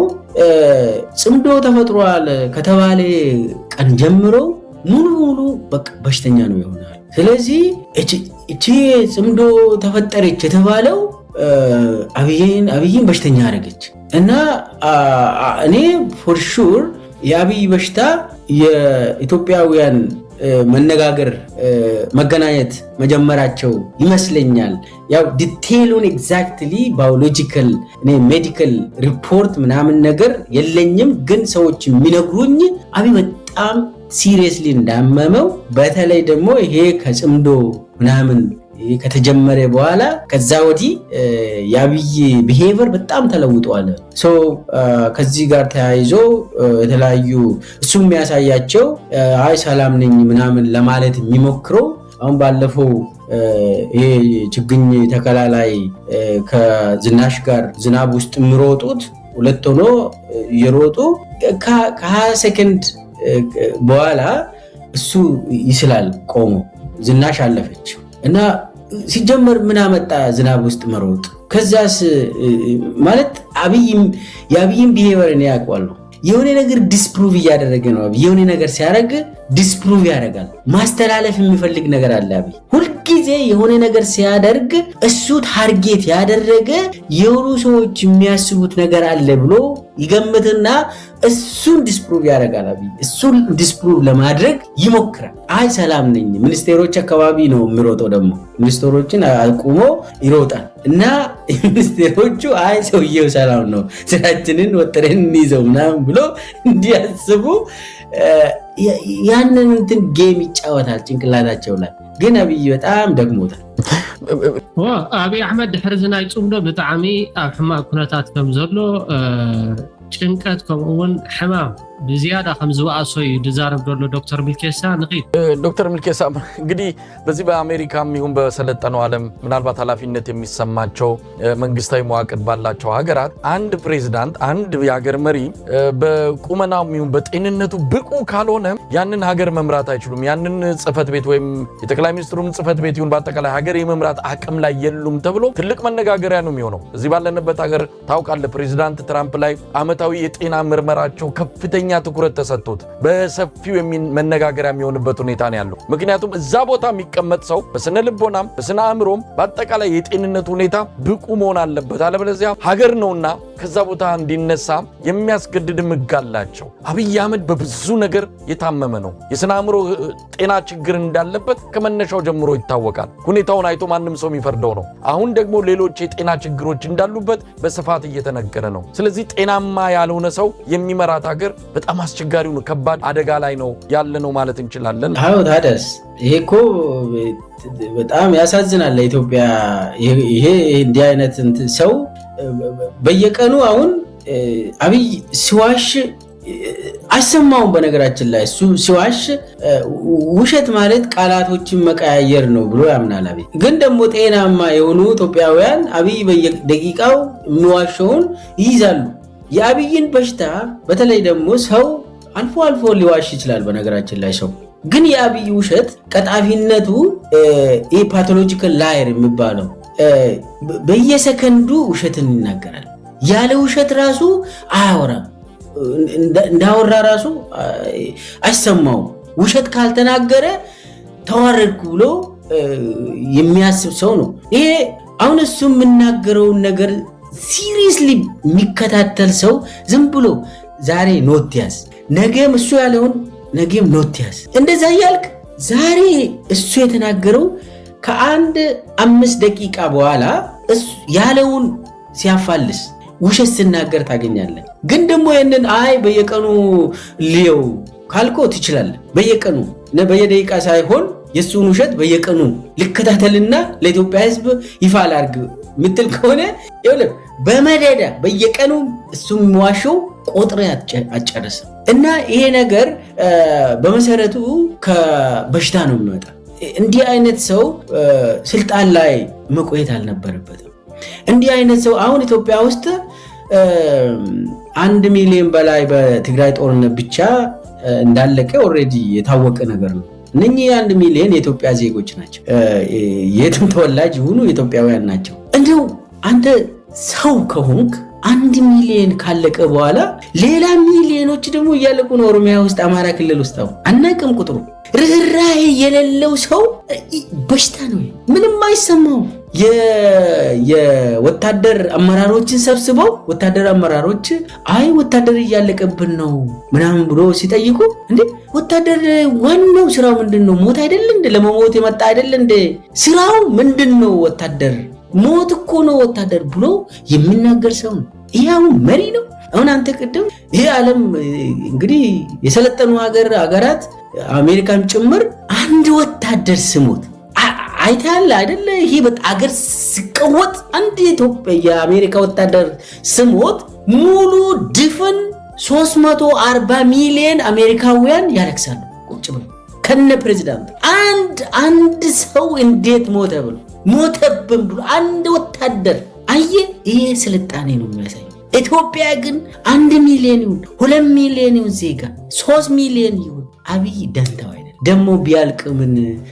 እየተደሰተ ማለቅ አለበት የኢትዮጵያ ሕዝብ ይላል እኮ። ለኔ ስሞት እየተደሰተ እየዘፈነ ለኔ መሞት አለበት የኢትዮጵያ ሕዝብ ይላል። ለራሱ ወታደር እንኳን እና እኮ የኢትዮጵያ ወታደሮች ዜጎች ናቸው። ቀይሕ ባሕሪ ከም ውህብቶ እናርአየ ባብኤል መንደብ ክሕልወልኩም ይኽእል እየ እናበለ ይሕልዋ ዶ ይሕልዋን ኣቦይ ዝጊ ይፍለጦ እዚአ እናገበረ ክጥዕሞ ከሎ ናብ ኢራን ይኸይድ፣ ክጥዕሞ ከሎ ናብ ኢሚሬትስ ይኸይድ፣ ምስኣቶም ተተባይሱ ገንዘብ ተዘይረኺቡ ናብ ስዑድ ዓረብ ይኸይድ፣ ካብኡ ሓሊፉ ናብ ግብፂ ይኸይድ። ወኪል ጥራሕ ክኾን ዝኽእል ከም ኣጋጣሚ ኮይኑ ግን እዚ ወኪል ጥራሕ ክኾን ዝኽእል ብባህሪኡስ ባዕሉ ክኾን ዘይኽእል ሓይሊ ብቐዳምነት ድማ ካብ ህዝቢ ኤርትራ ተነፀለ ሓይሊ እውን ስለ ዝኾነ ብሓይሊ ብጭቆና ዝነብር ሓይሊ ስለ ዝኾነ ካሊእ ወኪል ይፈጥር። ደቂ ሹቕ ስለ ዝኾኑ ዓያሾ ስለ ዝረኽቦ ብትግራይ ካሊእ ወኪል ይፈጥሩ፣ ናይ ወኪል ይፈጥሩ። እንደ ደብረፅዮንሲ ናይ ኢሳያስ ወኪል እዮም። ኢሳያስ ባዕሉ ናይ ግብፂ ወኪል እዩ። እዚኣቶም ድማ ነቱ ውክልና ሒዞም እዮም ዓዲ ከጥፉ ዝፍትኑ ዘለዉ። እቶም ዓበይቲ ዓድታት ህዝቢ ዘሎ ናይ ዓለም ኩነታት ኣብ ባብኤል መንደብስ ሁቲል እዮም ክቋፀርዎ እመን እዮም ክቋፀርዎ ዝብል ዓብይ ጭቅጭቅ ኣብ ዝለዓለሉ እዋን እቶም ናይ ዓለም ዓበይቲ ሓይልታት ኣብዚ ኣብ ዝዋስእሉ እዋን እንኳን ዶ ካብ ህዝቢ ተነፂልካ ህዝቢ ሒዝካ እውን 2 ሚልዮን ዘይመልእ ወይ 3 ሚልዮን ዘይመልእ ህዝቢ ሒዝካ ምስቶም ዓበይቲ ዓድታት ተዋጊኻ ቁም ነገር ክስራሕ ይትኽእል። ስለዚ ኣብዚ ከምዚ ዝመሰለ ጉዳይ ንትግራይ እውን ናብ ኢንሲግኒፊካንት ትኾነሉ መንገዲ እዮም ዝጎትዋ ዘለዉ፣ ናብኡ እዮም ዘእትዋ ዘለዉ። እቲ ጆኖሳይድ ዝፈፀሙ ሳቶም እዮም። እቱ ኣብ ትግራይ ተገበረ ውግእ ዋና ዲዛይን ዝገበሩ ሳቶም እዮም፣ ኤክስኪዩት ዝገበሩ ሳቶም እዮም። ከምቲ ዓንትዎ ዝበልክዎ ማእኸላይ መንግስቲ ናይ ኢትዮጵያ ኣብዚ ጉዳይ እዚ ዘልዕሎ ነገር ይህሉ ይኾን ኣነ ዝረኣየኒ ኣብኡ ተፈጠረ ጉድለት ኣሎ ኢለ ይኣምን እየ። ዝኾነ ይኹን ንሱ ትዋና ግን ዲዛይን ገባሪ እዚ ጉዳይ ዝፈፀመ ናይ ሻዕብያ መንግስቲ እዩ። ትማሊ ኣብ ልዕሊ ሰራዊት ትግራይ ኣርሚ 26 ከምኡ እውን ናይ ጣብያ መረዋ ህዝቢ ኣብ ልዕሊ ትካላት ናይ ህዝቢ ናይ ድሮን ደብዳብ ኣካይዶም። እቲ ዝተኻየደ ናይ ድሮን ደብዳብ حدش ولا أنت زي كونه بتقرأي أفتخباب جن دحري وعل بريتوريا قبل علي سراويتنا قدم حزونا بوردر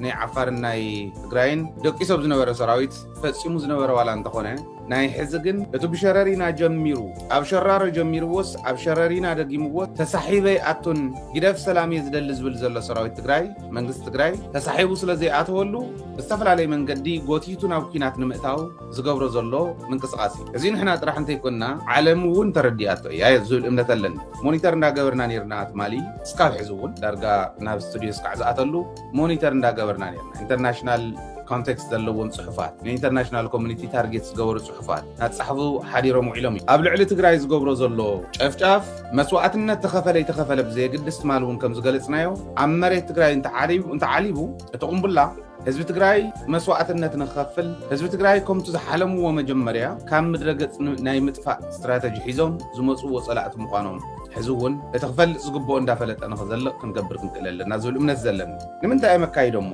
ሕዝውን ከም ትሪእዎ ዘለኹም ተወሳኺ ናይ ድሮን ምንቅስቓስ ኣብ ትግራይ ኣሎ ከመይ ዝበለ ናይ ድሮን ምንቅስቓስ ኣበየናይ ከባቢ እዩ ዘሎ ዝብል ክሕብረኩም እዩ ግን እስክታ ናይት ማል ንርአየ እስካዕ ሕጂ ዝወፀ ዝርዝር የለን እቲ ዝርዝር ይንፈልጦን ማለት ኣይኮነን ግን ከም ዝወልክዎ መስዋዕትነት ተኸፈለ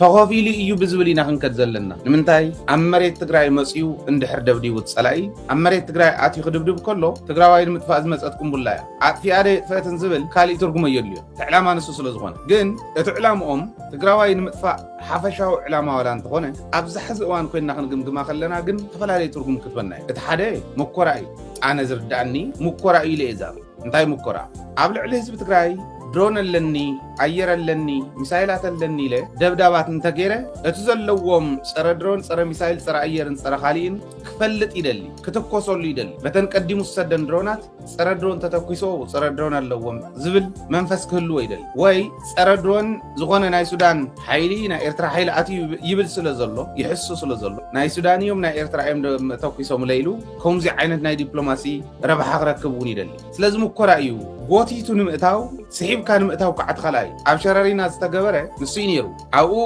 ሓያል ኩናት ክውላዕ እሞ ኣብ ምዕራብ ትግራይ ክውላዕ እሞ ብኻሊእ ከባቢ እውን ተዳልዩ ስለ ዝነበረ እታ ኩሉ ግዜ ነሪኦኩም ስእልላ ትግራይ ተኸቢባ እያ ዘላ ትብል ስለዚ ብኻሊእ ከባቢ እውን ኣዳልዩ ነይሩ ሰራዊት እዚዩ ኢንተለጀንስ ናይ ትግራይ እውን ብደንቢ በፂሕዎ ዝነበረ ኣዳልዩ ነይሩ ንሳቶም እውን ተዳልዩ ተኣቶ ይትኽእልን እያ እታ ጉዳይ ስለዚ ኣዳልዩ ፀኒሑ ብዝተፈላለየ መንገዲ ሓያል ኩናት ግን ኣብ ምዕራብ ትግራይ ንኽፍጠር ፅዒሩ እዩ እቲ ዝገርም ሓደ ዓብዪ መረዳእታ ክነግረኩም እስካዕ ሕዚ ዘይተነገረ ማንም ዘይተዛረቦ ኣብ ምዕራብ ትግራይ ይኹነ ብኻሊእ መንገዲ ኣብ ልዕሊ ትግራይ ንዝገብሮ ወራር ክመርሑሉ ዘቕመጦም ተጋሩ ምዃኖም ትፈልጡ ዲኹም ኣብዪ ኣሕመድ ኦሮሞ ብኦሮሞ ኣምሓራ በምሓራ ነቲ ካሊእ እውን ብኻሊእ ነንባዕሉ የፋትጎ ዘሎ ዋላ እንተኾነ ኣብ ትግራይ ግን ኣይተሳክዐትሉን ፀኒሓ ሓራ መሬት ኢሉ ፍርቂ ክገብሮም የቲዲኤፍ ሞ ነንባዕሎም እንዳግጠምኩ ትግራዋይ እውን ነንባዕሉ ክገጥም ገልጋላይ ኣብዪ ኣሕመድ ፌደራል መንግስቲ ኣብ ልዕሊ ትግራይ ዝኸይድ ዘሎ ነንባዕሎም ዋላ እንተኾኑ እዚዩ ኣብ መንጎ ዓራቃይ ኮይኑ ሸምጋላይ ኮይኑ መንግስቲ እውን ፍርቂ ናይ ኣብዪ ኣሕመድ ተልእኮ ሒዞም ዝመፁ ሸፋቱ ክህሉ ጻድቃን ዝበሃል ጌታቸው ዝበሃል ልኡኻት ኣብዪ ኣሕመድ ኮይኖም ኣብ ዓፋር ናብ ካሊእን ዘውፈርዎ ፍርቂ ክኾን እዩ ናይ TDF ተባሂሉ ተሓሲቡ ስለ ዝነበረ ከምኡ ኢሎም ስለ ዝእመንዎ ነንባዕሉ እንዳጋጠምኩ ናይ ማእኸል ዳኛ ኮይኑ ተጋሩ እናባልዐ ኣምሓር እውን ከምኡ እንዳባልዐ ከም ዝገብሮ ዘሎ ኦሮሞ እውን ከምኡ ገይሩ ዘሎ ኣብ ሰማይ ትግራይ ዝቐፀለ ምንቅስቓስ ድሮን ኣዝጋኡ ኩነታት ተፈጢሩ ትማልያ በወረዳ ኣላማጣ ከባቢ ማረዋ ኣብ ልዕሊ ሰራዊት ትግራይ ደብዳብ ድሮን ከም ዝተፈፀመ ምፅብፃብና ይዝከር ብተወሳኺ ኣብ ሰማይ ትግራይ ተደጋጋሚ ምንቅስቓስ ድሮናት ከም ዘሎ ይግለጸሎም ዝኾነ ድማ ኣብ ህዝቢ ስጋኣት ፈጢሩ ብምህላው ኣብ ከባብታት ወታደራዊ ምንቅስቓስ ዝረአየሎም ቦታታት ህዝቢ ክጥንቀቕን ካብ ዘየድሊ ምቅርራብ ክቁጠብን መልእኽቲ ተመሓላሊፉሎም ካብ ሰመራን ባህር ዳርን ዙርያ ዘለዉ ከባብታት ድሮናት ናብ ሰማይ ትግራይ ከም ዝንቀሳቐሱ ዝገልጹ ምንጭታትና ዝሓበሬታ ግን ብዕሊ ክሳብ ዝረጋገጽ ብጥንቃቐ ይገበር ዝብሉ መልእኽትታት ተሕሊፎም ብለው ስርዓት ብልጽግና ከይጠፍአ ህዝቢ ትግራይ ብሰላም ክነብር ይኽእልን ክብል ዋና ኣዛዚ ግንባር ምዕራብ ጀነራል ምግቢ ሃይለ ገሊጹ ጀነራል ምግቢ ሃይለ ነዚ ገሊጹ ዘሎ ጽዕጽዕ ወተሃደራዊ መጥቃዕቲ ድሮንን ብልጽግና ብዝቐጸለሉ ቅጽበት እዮም ዋና ኣዛዚ ግንባር ምዕራብ ትግራይ ጀነራል ምግቢ ሃይለ ስርዓት ብልጽግና ብትግራይ ብ2013-2014 ዓመተ ምህረት ጀኖሳይዳዊ ኩናት ከፊቱ ህዝቢ ትግራይ ንምጽናት ዝገበሮ ጻዕሪ ስለ ዘይተሳክዐሉ ድሕሪ ውዕል ሰላም ፕሪቶሪያ ካብቲ ናይ 2013 2014 ዝነበረ ኩናት ዘይናስ ግዚያዊ ምምሕዳር ሽፋን ተጠቂሙ ብዝኸፈ ብምጽናት ኣብ ህዝብና ከቢድ በሰላ በጽሒ ክብል ገሊጹ ኣሎ ጠቕላላ ብናይ ምኽት ዓቕምታትና ብፖለቲካውን ኢኮኖሚያውን ኣብ ሓድነትናን መንነትናን ብከባቢያውነትን ካልኦት በተንቲ ተግባራትን እንደዚ ተላእኽቲ ዝኾኑ ባንዳታት ብምውዳብን ብኣማይቲ ሚልዮናት ገንዘብ መዲቦም ከጥፎና ተረባሪቦም ዝበለ ጀነራል ምግቢ ሃይለም ህዝቢ ትግራይ ድማ እምበርከ ካብ ጸገም ክንወጽእ ዲና ብምባል ኣብ ሸቐሎትን ጥርጣረን ወዲቑ ጸኒሑ ነዚ ምስትኽኻልን ምምዕራይን ብዝተገብረ ዘየሕለል ኩሉ ምድያዊ ቃልሲ ብምግባር ብፍላይ ድማ ጫፍ ብልሕ ናይቲ ቃልሲ ዝኾነ ሰራዊት ትግራይ ብጸላእቲ ከይተደናገረ ኣብ ህዝባዊ መትከል ጠጠው ብምባል ነቲ ዝተፈጠረ ጸገም ብእውነ ብምርዳን ኣብ ጽኑዕ ህዝባዊ ዕላማ መትከልን ብምስላፍ ዝነበረ ስሩዕ መንግስቲ ናብ ስሩዕ ስርሑ ብምምላስ ኩሉ ናይ ምኽት ዓቕምና ናብ ሓደ ብምምጻን ተመዓራሪና ሓዚ ብጣዕሚ ኣብ ዝሐሸ ቁመና ንርከብ ኢሎም ብምቕጻል ዋና ኣዛዚ ግንባር ምዕራብ ትግራይ ጀነራል ምግቢ ሃይለም እዚ ብምግባርና ኣብ ጸላይ ዓብይ ስምባደ ፈጢሩ ኣብ ውሽጥና ድማ ናይ ተጋሩ ባህልን ሓድነትን ኣብ ዝኸፈዋን ሓድነትን ኣብ ብምጥንኻር ጸላትና ከመይ ከም እንስዕሮም ዘመስከርናሉ እዩ ዝበለ ጀነራል ምግቢ ሃይለ እዚ ድማ ኣብ ታሪክ ህዝቢ ትግራይ ንወለዶ ክስነድ ዘለዎ ዓብይ ታሪካዊ ስርሒት ኢልዎ ኣሎ ስርዓት ብልጽግና ንውዕል ፕሪቶሪያ ብዕለ ፍሪሱ ናብ ቅልዑ ኩናት ንምእታው ሰራዊትን ገዓገልጦም ነኽቲቱ ህዝቢ ትግራይ ንምጽናት ምድላው ወዲኡ ቃታ ምስሓብ ተሪፎ ይርከብ ዝበለ ጀነራል ምግቢ ሃይለ ስለዝኾነ ድማ ኩሉ ዓቕምታትና ተጠቂምና ኣብ መቃብሪ ስርዓት ብልጽግና ህልውናናን ላዕላውነትናን መሰል ዓርሰ ውሳነናን ንምርግጋጽ ኩሉ ትግራዋይን ፈታዊ ትግራይን ኣብ ጎኒ ናይ ምኽት ዓቕምታትና ተሰሊፉ ብጽንዓት ክቃለስ ይግባእ ክብል ፀዊዖም